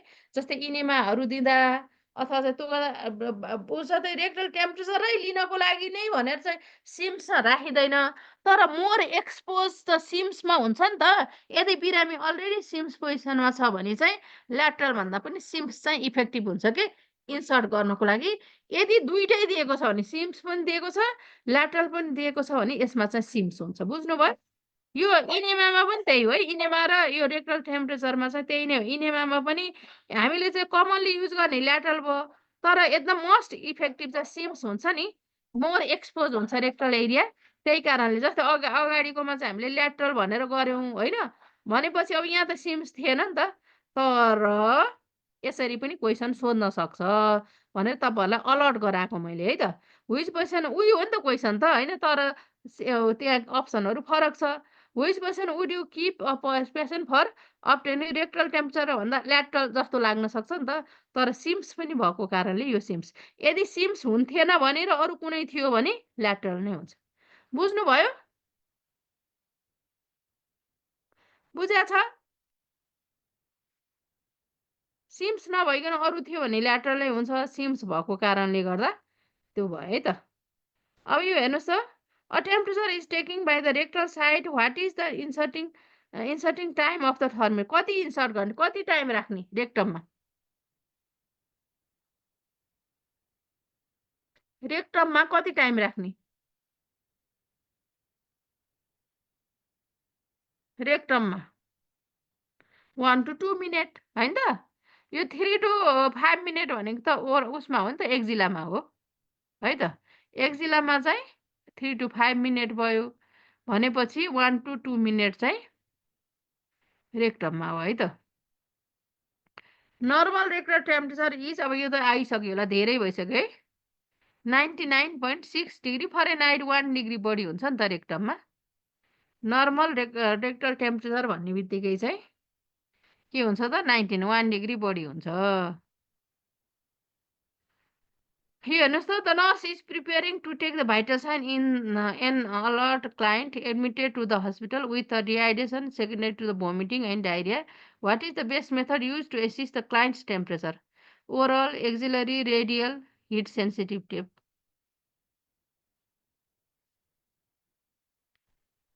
डायरिया, डिहाइड्रेसन छ, भोमिटिङ पनि छ के, डायरिया पनि छ। भोमिटिङ पनि छ, डायरिया पनि छ भनेपछि कुन मेथडमा लिने? अब रेक्टल बल लिनु भएन, डायरिया छ, ओरल बल लिनु भएन, भोमिटिङ छ, त्यही भएर एक्जिलरी भयो है त। पाइरेक्सिया, अब एबनर्मल बडी टेम्परेचर। पाइरेक्सिया भन्ने बित्तिकै body temperature that is normal, body temperature that is above normal, body temperature that is below normal, body temperature that is above and normal. कुन चाहिँ होला त? बिलो द नम्बर अथवा above the normal है नि त। बीको चाहिँ above the normal. Pyrexia refers to the body temperature that is above the normal. This condition is commonly known as the fever भनेर भनिन्छ नि त होइन। साइन अफ अन्डरलाइङ इन्फेक्सनहरू, इन्फ्लामेसनहरू भयो भन्ने कुरा सिग्नल हो। फिभर आउनु भनेको शरीरमा इन्फेक्सन छ भनेर बुझ्न सकिन्छ। अब एबनर्मल बडी टेम्परेचर भनेको पाइरेक्सिया के हो त भन्ने कुरा थाहा पाइसक्यौँ होइन। अब विभिन्न कारणले हुनसक्छ नि त, इन्फेक्सनले हुनसक्छ, सिस्टेमिक डिजिज होइन, जस्तै नर्भस सिस्टम, मस्कुलर सिस्टम, त्यसरी ब्लड डिजिजहरू भयो, ल्युकेमियाहरू भयो भने, डिहाइड्रेसन भयो भने हुनसक्छ, सर्जिकल अपरेसन, ट्रमा, एक्सिडेन्ट भयो भने हुनसक्छ, स्किन डिजिज, मिजल्स, ऱ्यास, चिकन पक्स भयो भने हुनसक्ने भयो। The temperature remains above normal and does not fluctuate more than 1 degree centigrade in 24 hours भन्ने बित्तिकै के होला त? Constant fever, remittent fever, intermittent fever, relaxing fever. Remittent above remain above normal and does not fluctuate more than 1 degree centigrade भन्ने बित्तिकै के हो त भन्दा कन्स्टेन्ट हो। यो कन्टिन्युअस उस्तै आयो के, फ्लक्चुएसन धेरै छँदै छैन भन्ने बित्तिकै के हो त भन्दा त्यो चाहिँ कन्स्टेन्ट हो है त। तपाईँहरूले त्यहाँ रेमिटेन्ट भन्नुभयो, त्यही भएर यो चाहिँ के हो त?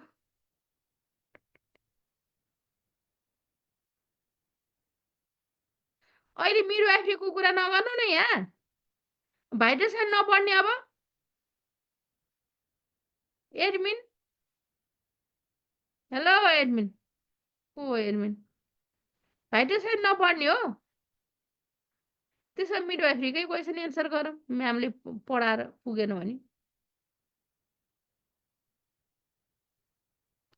भाइटल साइनको डिस्कसन गरिरहेको छ, के मेसेज आयो होला भनेर हेर्दा त मिडवाइफरी क्वेसन छ कि। मिडवाइफरीको रिभिजन हुन्छ नि त, त्यसमै डिस्कसन गर्नु पर्यो नि त। अथवा कहिलेकाहीँ अलिकति एक्स्ट्रा टाइमहरूमा गर्नु पर्यो। क्लास लिइरहेको छु, बिचमा गएर मिडवाइफरी क्वेसन छ।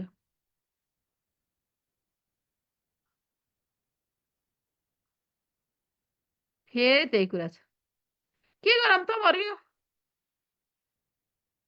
लिएर फर्म भर्ने कुरा छ कसैले। नपढ्ने हो, क्लास नलिने,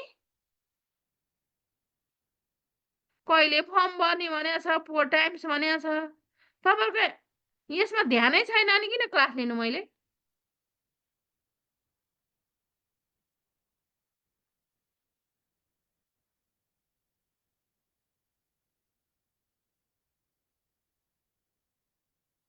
मेसेज आएको हुन्छ, मेसेज हुन्छ कि भने हेऱ्यो नि त।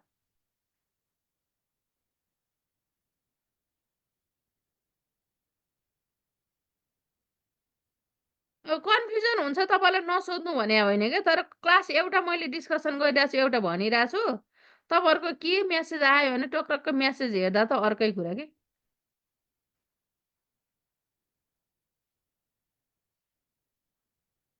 अनि मेसेज नहेर्दा मेसेज हेर्नु न म्याम भनेर लेखिरहेको हुन्छ अनि।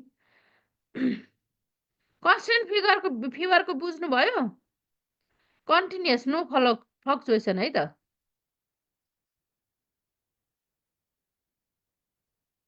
When elevated temperature fluctuate widely but does not reach the normal. Constantly fever चाहिँ छ र फ्लक्चुएसन 1 डिग्री भन्दा बढी छ तर नर्मलमा पुग्दैन भने त्यो के हो त?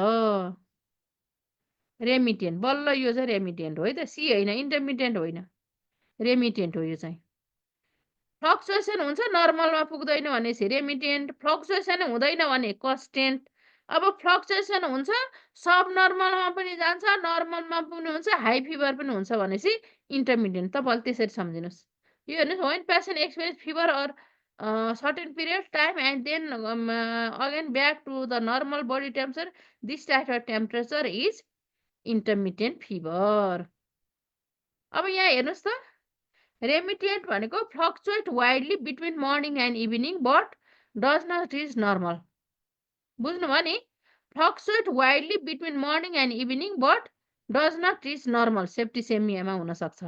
कन्स्टेन्ट भनेको कन्टिन्युअस फिभर पनि भनिन्छ। There is little change in the elevated temperature during 24 hour seen in bacterial endocarditis, tuberculosis, fungal disease and typhoid fever, bacterial निमोनियाहरूमा चाहिँ कन्टिन्युअस फिभर आउने हुन्छ constantly. Intermediate wide range between morning and evening, temperature usually accompanied by the rigor or touch to the normal or sub नर्मलमा पनि जान सक्छ भनेको malaria, कालाजारहरू हुन सक्ने भयो। बुझ्नुभयो यो तिनवटा टाइप? ल यो हेर्नुहोस्, which statement is correct about intermittent fever? ल एडमिन भन्नुहोस् त एडमिन। तपाईँहरूलाई अब अनलाइनमा मैले देख्न पाउँदिनँ, फिजिकल भयो मैले जानेको थिएँ। ल तपाईँको ध्यान एकतिर छ, ल यो भन्नुहोस् त। तपाईँहरूकै लागि रिसाएको म है। मैले यो सोधिरहेको छु, रिल्याक्सिङ अहिले भन्छु। पहिला यो भन्नुहोस् त।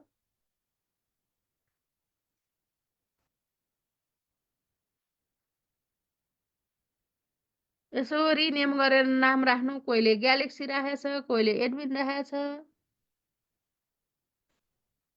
तपाईँहरूको नाम छैन हो?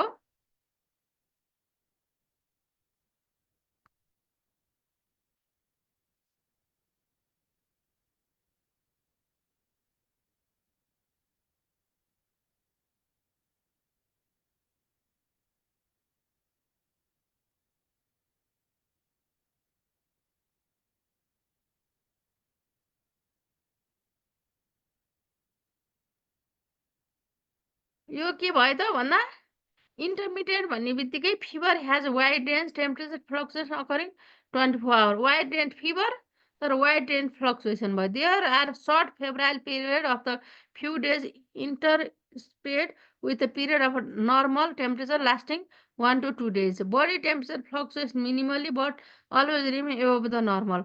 Body temperature alternate regular interval between period of the fever and period of normal and subnormal temperature. कुन भन्नुभयो तपाईँहरूले? कसैले डी भन्नुभएको छ, धेरैले डी नै भन्नुभएको छ। यो भन्ने बित्तिकै अब के हो त भन्दा,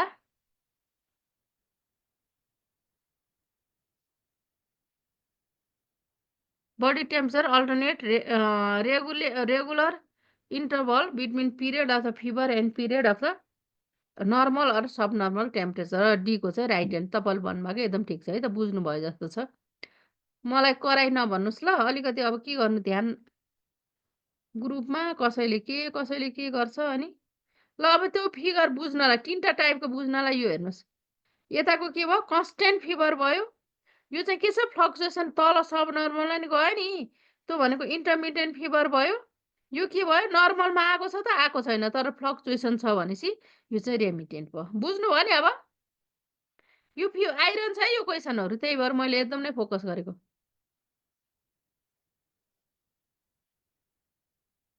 सबैले बुझेको छ नि, कन्फ्युजन छैन? ल यो हेर्नुहोस् त, sudden return to the normal temperature from a very high temperature within the few hours of the days is suddenly चाहिँ भयो।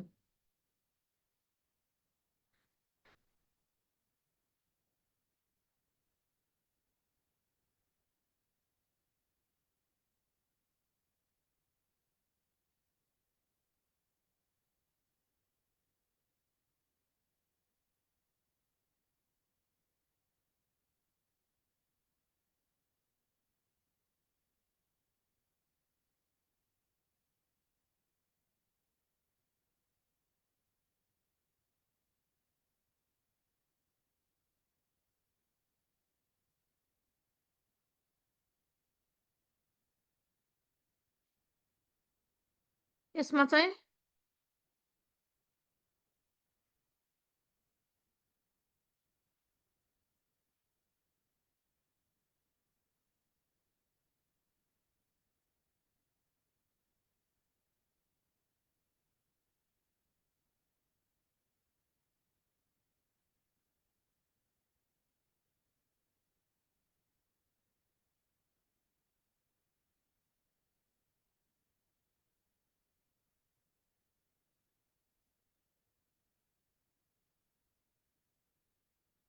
बीको भन्नुभएको छ क्राइसिस फिभर। तपाईँहरूले जे मेसेज लेख्नुहुन्छ नि, अब म बोल्दैन। रिल्याप्सिङ फिभर भनेर सोध्नुभएको थियो कि, रिल्याप्सिङ भनेको higher in the evening than in the morning February period follow by 1 or more days चाहिँ नर्मल टेम्परेचर भएर जान्छ। अब सन्चो भयो कि जस्तो जस्तो हुन्छ फेरि फिभर आउँछ कि, त्यो भयो भने त्यसलाई रिल्याप्सिङ फिभर भनेर भन्छ। इन्भर्स भनेको चाहिँ हाई फिभर चाहिँ मर्निङमा हुन्छ होइन, लो फिभर चाहिँ इभिनिङमा हुन्छ भने त्यसलाई इन्भर्स फिभर भनेर भनिन्छ। लाइसिस भनेको चाहिँ फिभर डाउन चाहिँ स्टेप बाई स्टेप के, 105 थियो भने 104, 103, 101, 100 हुँदै चाहिँ झर्छ भने लाइसिस भयो। क्राइसिस भनेको सडनली भयो के, 105बाट एकैचोटि नर्मलमा आयो भने त्यो क्राइसिस भयो। Hyperpyrexia is a medical emergency in which the body temperature is above, के होला त हाइपरपाइरेक्सिया?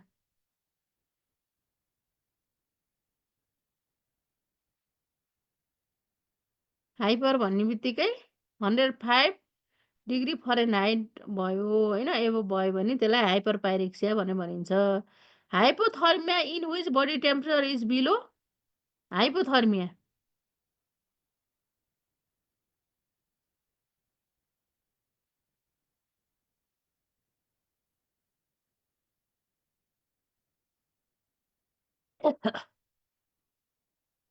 95 डिग्री फरेनहाइट है त। अब यसमा अरू छ, सबैको क्वेसन नभए पनि अब मेन सम्झिनु। हाइपोथर्मिया अथवा कोल्याप्स भने चाहिँ बिलो 35 अथवा 95 भयो। हाइपोपाइरेक्सिया भनेको 95 to 97 सम्म जस्तै अब 95 देखि बिलो नर्मलसम्म चाहिँ हाइपोपाइरेक्सिया भयो अथवा सब नर्मल भनेर भनिन्छ। लो पाइरेक्सिया भनेको चाहिँ 99 to 100 भयो। त्यसै मोडरेट पाइरेक्सिया भनेको 101 to 103 भयो। हाई पाइरेक्सिया भन्ने बित्तिकै 103 to 105 भयो। हाइपर पाइरेक्सिया अथवा हाइपरथर्मिया भन्ने बित्तिकै 105 डिग्रीभन्दा एबोभ भयो भने हाइपर पाइरेक्सिया भनेर भनिन्छ। ठिक छ, बुझिन्छ नि?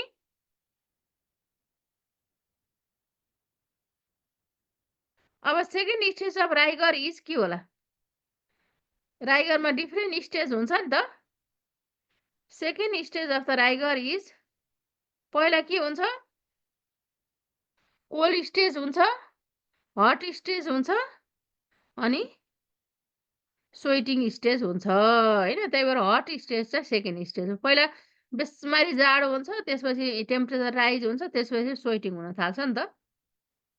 राइगर भन्ने बित्तिकै sudden feeling of the cold with shivering accompany by the rise in the temperature upon with copious sweating, एकदम नै बढी स्वेटिङ चाहिँ हुन्छ भन्नु खोजेको के। इन्फेक्सनहरू भयो भने जस्तै रेस्पिरेटरी ट्र्याक इन्फेक्सन होइन, urinary tract infection, malaria, allergic रियाक्सनहरू त्यस्तो भयो भने चाहिँ त्यसले गर्दा राइगर आउँछ। स्टेजमा अघि भनिसकेँ कोल्ड स्टेज भनेको फर्स्ट स्टेज हो होइन। यसमा चाहिँ 15 to 20 मिनटसम्म रहन्छ। कोल्ड स्टेजमा बिरामीलाई एकदम नै जाडो हुन्छ। कोल्ड स्टेजमा हामीले के गर्नु पर्यो त भन्दा उनीहरूलाई तातो कसरी तातो गराउन सकिन्छ त होइन, लुगाहरू लगाइदिने, तातो तातो खाना दिने गर्नु पर्यो है। अब ठ्याक्कै अपोजिट त्यसको हट स्टेज, हट स्टेज भनेको टेम्परेचर राइज हुन्छ। यो फ्यु आवरसम्म पनि रहन सक्छ। र हट स्टेजमा चाहिँ फेरि के गर्नु पर्यो, कसरी टेम्परेचर डाउन गर्न सकिन्छ त भनेर लुगाहरू निकालिदिने, चिसो चिसो खाना दिने, कोल्ड कम्प्रेस दिने, सिटामोल दिने सबै गर्नु पर्यो। अब त्यसपछि चाहिँ के हुन थाल्छ, स्वेटिङ हुन थाल्छ। स्वेटिङ हुन थालेपछि त्यो के भयो त भन्दा स्वेटिङ स्टेज भयो होइन। अब सबै बाहिर निस्कन्छ अनि टेम्परेचर चाहिँ डाउन हुन्छ। यसरी चाहिँ 3 स्टेज चाहिँ हुन्छ राइगरमा। Care of patient with the फिभरमा चाहिँ के गर्नु पर्यो, reducing the temperature, nutritional management गर्नु पर्यो, स्लिप र रेस्ट दिनु पर्यो। के पर्सनल जस्तै अब स्वेटिङ हुन्छ के हुन्छ होइन, त्यो पर्सनल हाइजिन मेन्टेन गरिदिनु पर्यो। Care of the safety factors पनि इम्पोर्टेन्ट हुन्छ। र अब्जर्भेसन अब किनभने कन्भर्जनहरू हुनसक्छ होइन, फेब्राइल एपिसोडहरू आउन सक्छ। अब यी कुराहरू चाहिँ ध्यान दिनु पर्यो। What is the normal pulse rate ल भन्नुहोस् त? What is the normal pulse rate?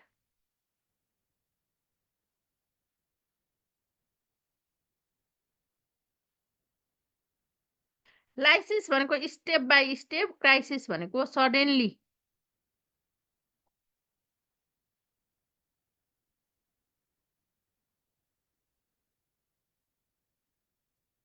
Normal pulse rate भनेको 100 to 60 to 100 भयो होइन। Normal pulse rate refers to the average number of the time heart beat per minute भयो। Pulse rate 60 to 100 beat per minute is consider within the normal range for the adult. This range indicate the heart is functioning properly and delivering enough oxygenated blood to the body organ and tissue है त। In a tachycardic patient, the heart rate is के हुन्छ? ट्रेकिकार्डिया भन्ने बित्तिकै के हो?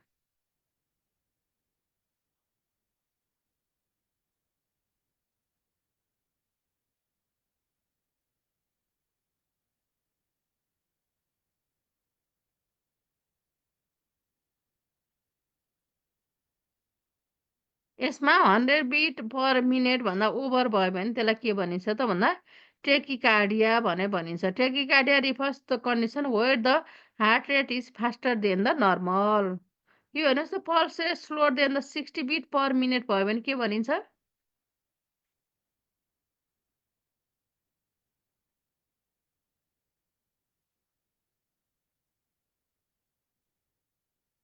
60 beet भन्दा below भयो भने ब्रेदिकार्डिया। यसलाई के भन्यो? ब्रेदिकार्डिया भनियो है त। Pulse is the wave of the expansion and recoil occurring in the artery in response to the pumping action of the heart. Pulse भन्ने बित्तिकै के हो? एक्सपान्सन हुन्छ फेरि त्यो रिकोइल हुन्छ के। जुन चाहिँ हार्टले चाहिँ ब्लड पम्प गरेको हुन्छ नि त्यो कारणले गर्दा जस्तै वेभ जान्छ त्यो उसमा चाहिँ जुन आर्टीहरूमा चाहिँ वेभ जान्छ नि त्यही वेभ नै के हो त भन्दा पल्स भयो। जस्तै 60 to 100सम्म हुनसक्छ। ट्रेकिकार्डिया भने मोर देन 100 बिट र ब्रेडिकार्डिया भनेको लेस देन 60 भयो है त। रिदम अर रेगुलारिटी हुन्छ। यसो यो रिदम अथवा रेगुलारिटी भनेको time interval between the beet हो के। जस्तै 1 2 3 भनेर काउन्ट गर्छौँ हामी, त्यो बिचको इन्टरभल इक्वल छ कि छैन त भनेर हेर्ने भनेको रिदम अथवा रेगुलारिटी भयो। अर्को भनेको जस्तै अब इरेगुलर हार्टबिट छ भने एरेदमिया भनेर भनिन्छ होइन।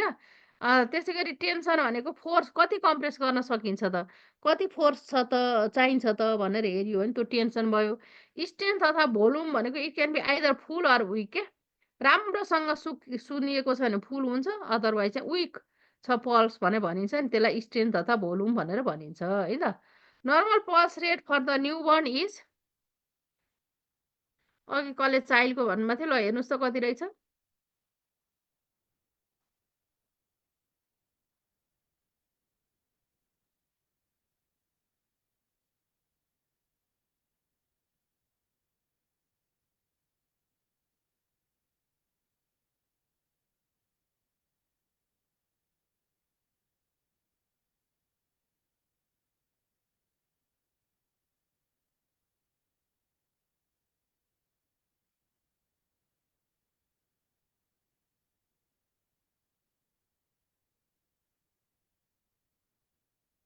बच्चाहरूको बढी हुन्छ, एज उमेर कम हुँदै गएपछि कम कम हुँदै उमेर बढ्दै गएपछि कम हुन्छ। बच्चाहरूको मेटाबोलिजम पनि बढी हुन्छ, अक्सिजनहरू अब क्यारी गर्नुपर्ने धेरै चाहिन्छ होइन, त्यो कारणले गर्दा हार्टबिट बढी हुन्छ, हार्ट पम्पिङ एक्सन धेरै हुन्छ, पम्पिङ एक्सन धेरै भएपछि रेस्पिरेसन पनि धेरै चाहियो, एक्सन छिटो हुनु पऱ्यो, फास्ट हुन्छ र पल्स बिट पनि फास्ट हुन्छ। 120 देखि 160 बिट पर मिनेट भनेर भनिन्छ है त न्युबर्नमा चाहिँ। 120 देखि 160 beet.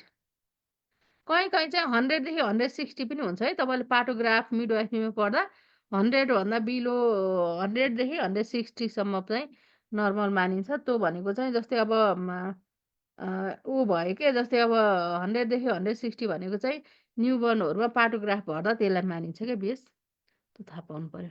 The popliteal artery can be palpated at the कहाँ होला knee, great toe, ankle, inguinal ligament.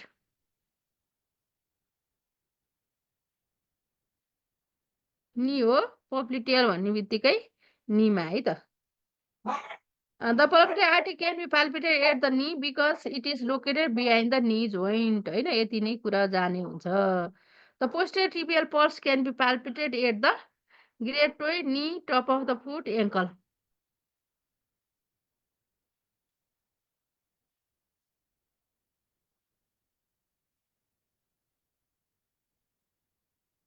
Ankle हो, एङ्कल तपाईँले भन्नुभयो एकदम ठिक छ होइन, एङ्कलमा चाहिँ गरिन्छ। The posterior tibial pulse can be palpated at the ankle. The posterior tibial artery run behind the medial malleolus and can be felt by the passing gently on this area है त।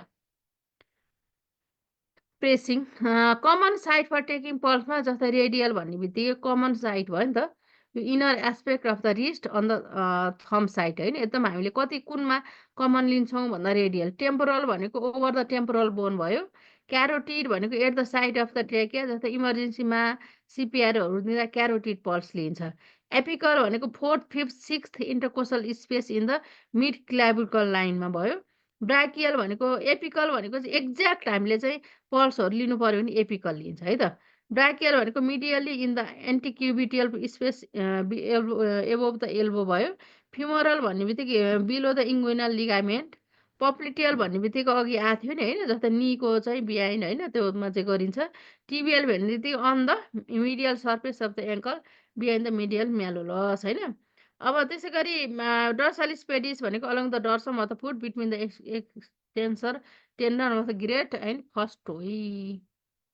यो फिगरमा पनि तपाईँले हेर्न सक्नुहुन्छ है त, different temporal, carotid, apical, brachial, radial होइन, popliteal, posterior, dorsalis pedis. Most common site for taking the pulse in adult is, एडल्टमा कुन साइटमा चाहिँ मोस्ट कमनली लिइन्छ त? ए हो, radial. Which pulse should be nurse palpate during the rapid assessment of an unconscious adult? Unconscious छ तर छिट्टो लिनुपर्ने छ भने कहाँ लिने हो? डी, क्यारोटिड होइन त, अघि भनेको थिएँ नि मैले क्यारोटिड है त। यो हेर्नुहोस् त, a patient present in the clinic with a dizziness and fatigue, the nurse assistant report a slow but irregular radial pulse of the 44. What is your priority intervention?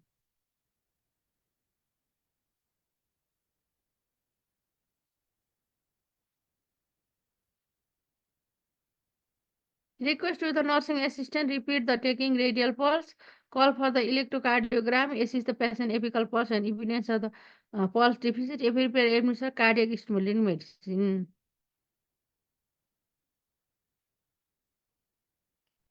एसिस्टेन्टले slow छ भन्यो नि त, फर्स्टमा के गर्ने त भन्दा request to the nursing assistant repeat the radial pulse हो कि इलियोकार्डियोग्राम हो कि एपिकल पल्स लिने हो? सी भन्नुभयो, किनभने कन्फर्म गर्नको लागि के गर्नु, पहिला कन्फर्म गर्नु पऱ्यो नि त, फेरि उसैलाई लिन लाएर त अर्थ भएन। त्यही भएर आफैले के गर्नु पऱ्यो त भन्दा एपिकल पल्स लिएर पल्स डिफिसिट हो कि होइन त भनेर कन्फर्म हुनु पऱ्यो, अनि बल्ल नोटिफाई गर्ने के गर्ने सबै कुरा आउँछ है त। Apical pulse. Which patient is the highest risk for the tachycardia?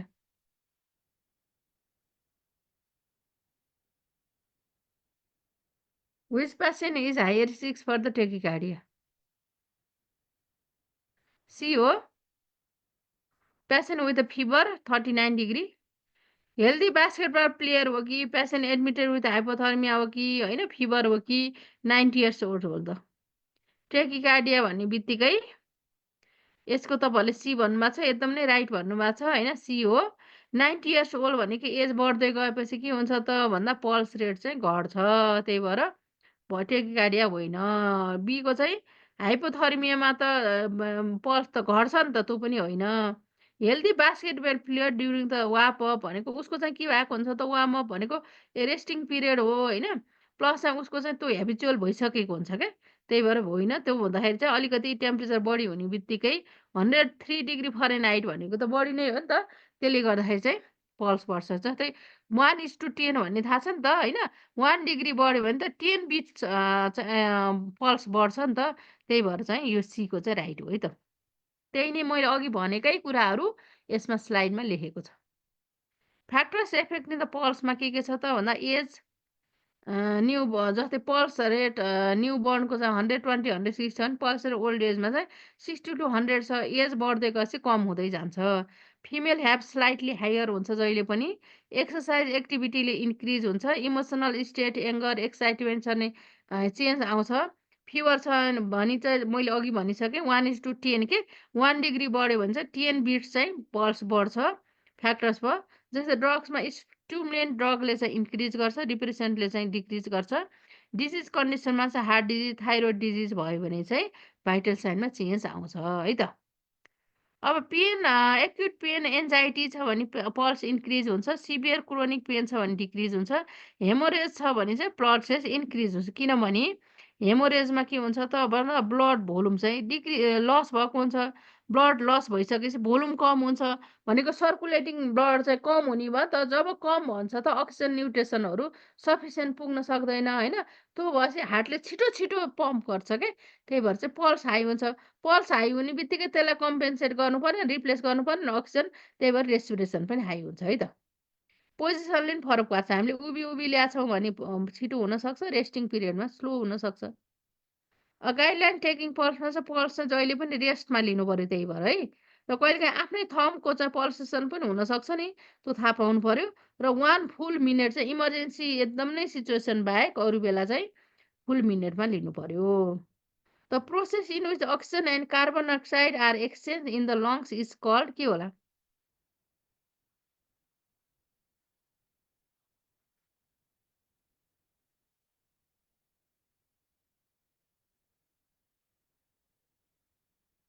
Respiration होइन त, एको भन्नुभएको छ नि त, यो चाहिँ राइट एन्सर भयो, रेस्पिरेसन हो। What is the definition respiratory cycle?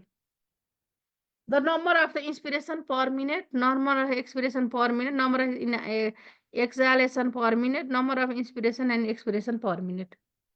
साइकलमा के पर्छ भन्दा डी, इन्सपिरेसन पनि पर्यो, एक्सपिरेसन पनि पर्यो है त। Exchange of gas between atmosphere and the blood is के हो? एटमोस्फियर र ब्लडमा ग्यास एक्सचेन्ज भयो भने त्यसलाई के भनिन्छ?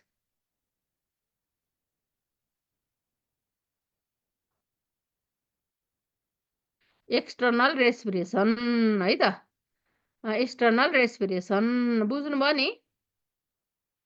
ठिक छ तपाईँले भन्नुभएको। जस्तै यसमा चाहिँ respiration is the act of the breathing in and breathing out भयो र अटोमेटिक एक्सन हो यो के, जस्तै मेडुला अब्लङ्गटाले यसलाई कन्ट्रोल गरेको हुन्छ। रेस्पिरेटरी सेन्टर भन्ने केलाई भनिन्छ त भन्दा ब्रेनमा मेडुला अब्लङ्गटालाई भनिन्छ होइन, त्यसले नै कन्ट्रोल गरेको हुन्छ। एक्सटर्नल रेस्पिरेसन भन्ने बित्तिकै between the blood and air भन्ने बित्तिकै चाहिँ जस्तै अब बाहिर एटमोस्फियर भयो र ब्लडमा भयो भने एक्सटर्नल हुन्छ। इन्टर्नल भनेको चाहिँ ब्लडबाट सेलमा जान्छ, सेलबाट ब्लडमा आउँछ भने त्यसलाई चाहिँ इन्टर्नल रेस्पिरेसन भनिन्छ। What is the normal respiration rate of the adult? एडल्टमा नर्मल रेस्पिरेसन कति हुन्छ त? 60 to 20, 40 to 60, 20 to 24 अथवा चाहिँ मैले त एन्सरै भनेछु, यहाँ त एन्सर मात्रै रहेछ। अब यो चाहिँ मैले यहाँ राख्नु हुन्थेन, डिलिट गर्छु भन्छु, यो त एन्सरको हो नि त।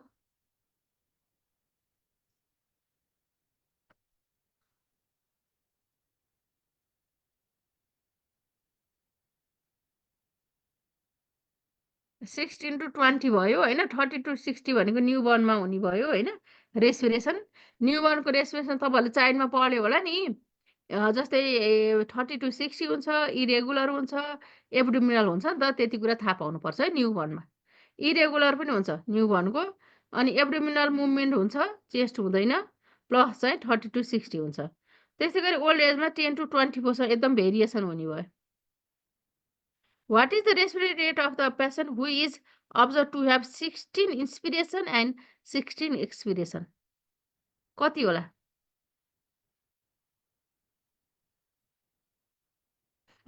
आजलाई यतिको नो नेम भएकोले भनेको मान्दैन है मैले नाम भएकोले भनेको मात्रै मान्छु नामै छैन अरे अनि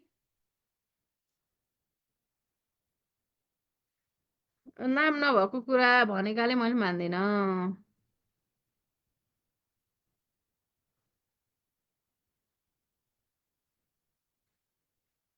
16 है यो भनेको एक्सप्रेसन एक्सप्रेसन भन्ने बित्तिकै 1 भयो नि त त्यो कारणले गर्दा रेट पनि के भयो त भन्दा 16 नै भयो है त अब नर्मल रेस्पिरेसन कस्तो हुनुपर्छ त भन्दा नर्मल ब्रिदिङ इज इफोर्टलेस हुनुपर्छ के हामीले रेस्पिरेसन गर्दा कुनै इफोर्ट पर्छ बल गर्छौँ हामीले छैनौँ नि होइन इफोर्टलेस भयो it is painless quite and automatic पनि हुन्छ है त किनभने पेन हामीलाई कुनै पेन हुन्छ त हुँदैन पेन हुने बित्तिकै एब नर्मल भयो क्वाइट हुन्छ कुनै हल्ला हुन्छ तपाईँ बसिरहेको हुन्छ त्यही पनि रेस्पिरेसन गरिरहेको हुनुहुन्छ नि म रेस्पिरेसन इन आउट भइरहेको हुन्छ त हुँदैन नि त अटोमेटिक हो तपाईँले सुतिरहेछ अथवा कतै कुरा गरिरहेछ तर रेस्पिरेसन त भइरहेछ त्यो मेडुला अब्लङ्गटाले त्यसलाई चाहिँ कन्ट्रोल गरिरहेछ भनेको अटोमेटिक प्रोसेस हो होइन normal consists rhythmical rising and falling of the chest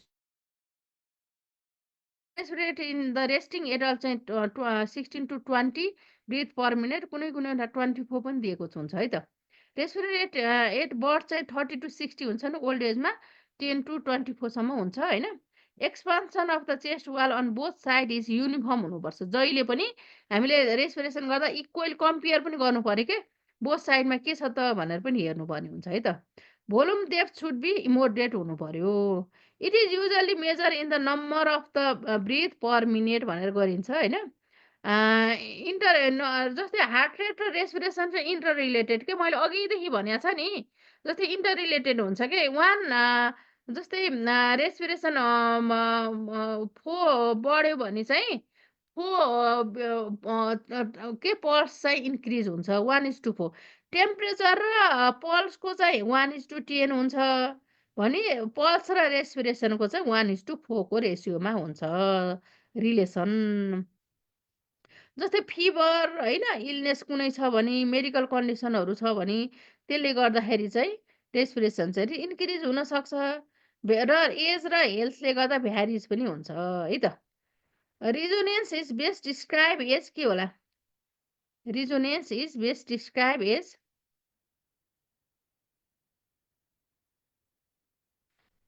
respiration pulse होइन वान रेस्पिरेसन इक्वल टु चाहिँ 4 पल्स हुन्छ क्या one respiration equal to 4 pulse त्यो खालको रेसियोमा हुन्छ जस्तो 20 रेस्पिरेसन छ भने पल्सको कति हुनु पर्यो त भन्दा 80 हुनु पर्यो यदि चाहिँ 21 रेस्पिरेसन छ भने चाहिँ 84 हुन्छ कि 4 ले बढ्छ भने बुझ्नुभयो sound created by air filled lungs भन्नुभएको छ होइन ए को चाहिँ हो sound created by the air filled lungs right answer है त when the oxygen supply to the tissue is inadequate the condition is के भनिन्छ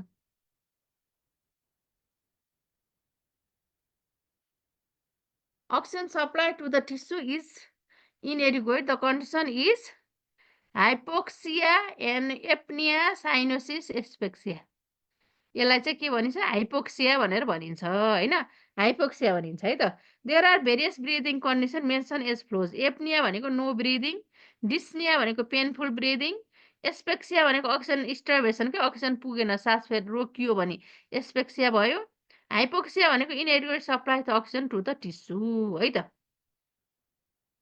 हाइपोक्सिमिया भनेको low oxygen saturation in the arterial blood hypoxemia भनेको ब्लडमा आर्टिकल ब्लडमा चाहिँ saturation कम भयो भने हाइपोक्सिमिया भनेर भनिन्छ।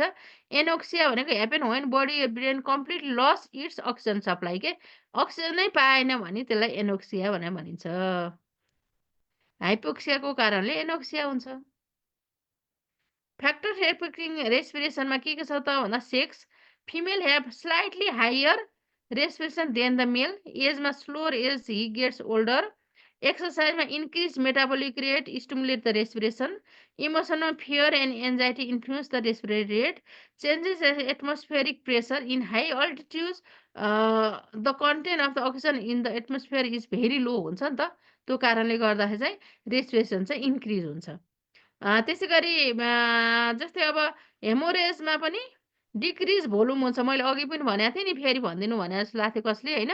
भोल्युम चाहिँ डिक्रिज हुन्छ होइन। भोल्युम डिक्रिज भएपछि सर्कुलेटिङ भोल्युम नै डिक्रिज भयो नि त। जब भोल्युम डिक्रिज हुन्छ भनेपछि अक्सिजन सप्लाई अथवा चाहिँ न्युट्रिसन चाहिँ राम्रोसँग पुग्न सक्दैन। नपुगिसकेपछि डिमान्ड बढी हुन्छ नि त शरीरमा, त्यसले गर्दा रेस्पिरेसन इन्क्रिज हुन्छ। अक्सिजन लिनु पर्यो नि त मोर कम्पेन्सेट गर्नको लागि। त्यस्तो अवस्थामा पल्स पनि इन्क्रिज हुन्छ। पल्स इन्क्रिज भएसँगै रेस्पिरेसन पनि इन्क्रिज हुन्छ है त। अब जेनरल इन्स्ट्रक्सनमा patient to be unaware of the nurse counting the respiration. कसैले तपाईँको रेस्पिरेसन हेर्छु है त भनेर गऱ्यो भने त यो त हामीले अनकन्सियसली त्यो चाहिँ फास्ट हुन्छ क्या। अनअवेर हुनु पर्यो। Wait for 5 to 10 minutes before assisting respiration if patient had been active be sure client chest movement is visible if necessary remove bed linen or gown. What is the term for slow breathing?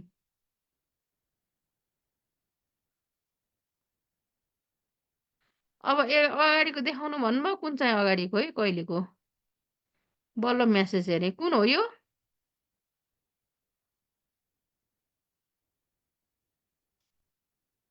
हो,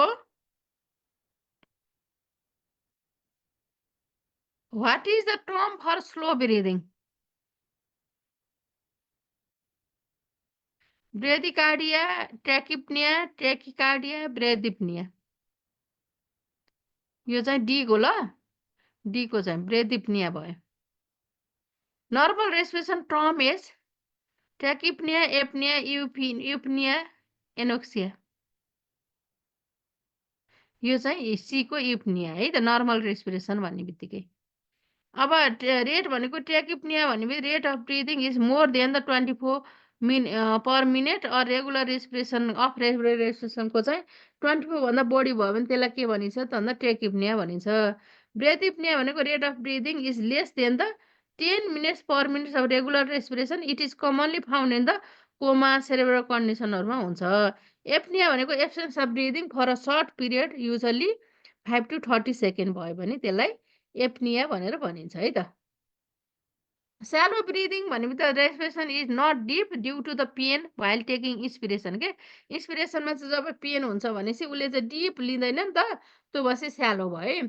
deep breathing भन्ने बित्तिकै त्यसको ठ्याक्क opposite के, लामो सास लियो के होइन, फुल ऊ भएर डिप लियो भने डिप ब्रिदिङ भयो। डिस्निया भनेको अघि नै भनिसक्यो, फोर्स डिफिकल्ट अथवा लेबर ब्रिदिङ भयो भने डिस्निया भयो। स्टाइडर भनेको चाहिँ high pitch and noisy sound cause by the disturb air flow भयो भने स्टाइडर भयो है त। त्यस्तै गरी चाहिँ चेन स्ट्रोक भनेको abnormal pattern of the breathing होइन, हार्ट फेलियर होइन, सर्टेन अदर कन्डिसनहरू नियर टु डेथ होइन। चेन स्ट्रोक एकछिन फास्ट हुन्छ फेरि नर्मल हुन्छ, एकछिन स्टप हुन्छ फेरि फास्ट हुन्छ, त्यो एबनर्मल टाइपको। व्हिजिङ अर विस्टलिङ साउन्ड भन्ने बित्तिकै कज बाई न्यारोइड एयरवेको कारणले आउँछ। Difficult labour breathing is call the dyspnoea, अघि पनि आइसक्यो यो चाहिँ है त, म अगाडि गइहालेँ। ठिक छ नि।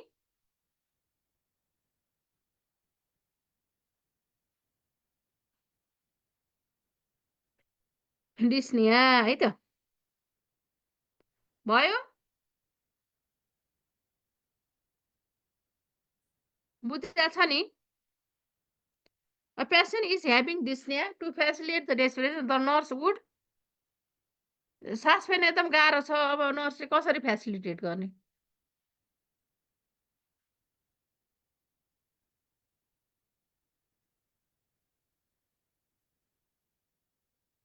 Elevate the head of the body हो।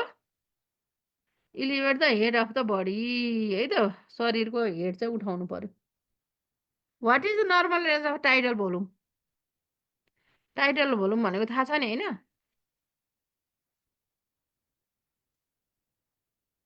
टाइडल भोल्युम भनेको 500 है त 500 tidal volume total amount of air inhale or exhale during the regular respiration air relax ब्रिदिङको बेलामा नर्मल रेस्पिरेसनको बेला चाहिँ जति अमाउन्ट अफ एयर चाहिँ भित्र बाहिर गर्छ नि त्यो अमाउन्टलाई नै के भनिन्छ टाइडल भोल्युम भनिन्छ र 500 ml चाहिँ टाइडल इन्सपिरेटरी रिजर्भ भोल्युम भनेको it is volume of the air remaining in the lungs after एकदम नै म्याक्सिमम लामो सास फेरेर फेर्दाखेरि बाहिर भित्र जति एयर ट्याप हुन्छ अथवा रहन्छ त्यसलाई नै इन्सपिरेटरी रिजर्भ भोल्युम भनेर भनिन्छ है त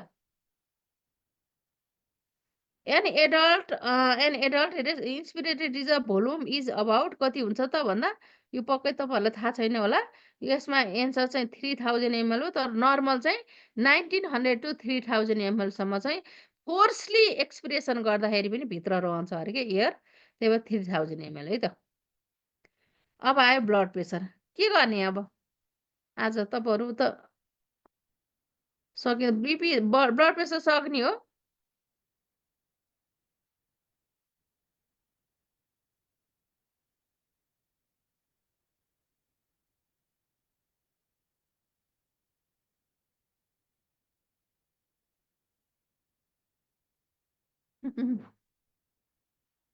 एकजनाले मात्रै पढ्ने भन्नुभएको छ अरूले भोलि टाइम त सकियो नि त तर पढाइ त तपाईँहरूकै हो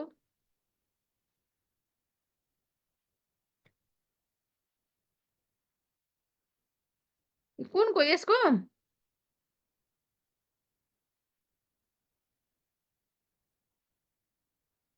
यो हो टाइडल भोल्युम इन्सपिरेटरी रिजर्भ भोल्युम यसको चाहिँ के हो त भन्दा 3000 भयो ब्लड प्रेसर त अब हामीले पछि पढ्ने भयो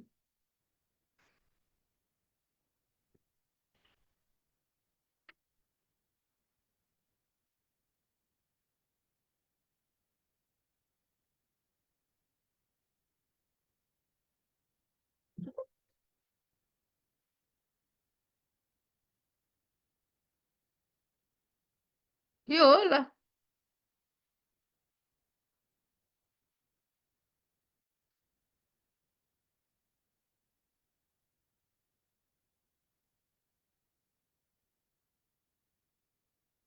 भयो अब ल त्यसो भए नपढ्ने भन्नुहुन्छ भने ठिकै छ 9-1 भयो 4-5 मिनट त ढिला भएको थियो नि त हाम्रो सुरु गर्दा केही छैन ल अब भोलि ब्लड प्रेसर सकेर भोलि होइन अर्को नेक्स्ट विक हुन्छ होला अर्को च्याप्टर पढ्नुपर्छ कुन च्याप्टर पढ्ने अब म सिक्वेन्सली अब ऊहरू गर्छु जस्तै अब फिजिकल केयरहरूको तिनीहरूको गर्नु पर्ला है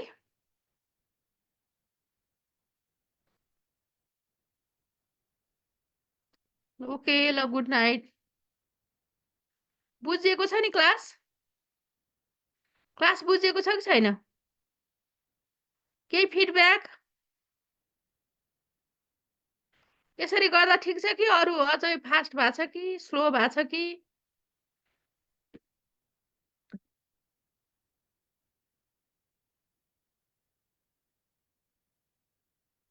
तपाईँले बुझेको छैन भन्ने भन्नुहोस् है किनभने स्क्रिनसट लिइदिनुहोस् यो नोट तपाईँहरूलाई आइसकेको छ कि तपाईँहरूको गुगल यो त सर्ट नोट भयो यसमा धेरै एमसिक्यू छ तर यसमा डिटेलमा नोट आइसकेको छ ल ठिक छ बुझेन भने भन्नुहोस् न त है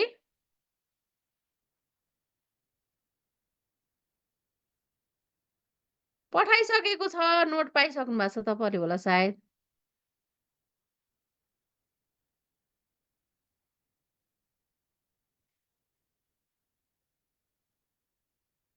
मैले पिपिटीमा गरेको भएर त्यस्तो भएको हो अब कि त सानो स्क्रिनमा गर्नु पर्यो तपाईँहरूलाई मैले त्यही एन्सर पनि भनिदिइरहेको हुन्छु नि त ओ त्यहाँ एडमिनमा भन्नुहोस् न हलो हस् गुड नाइट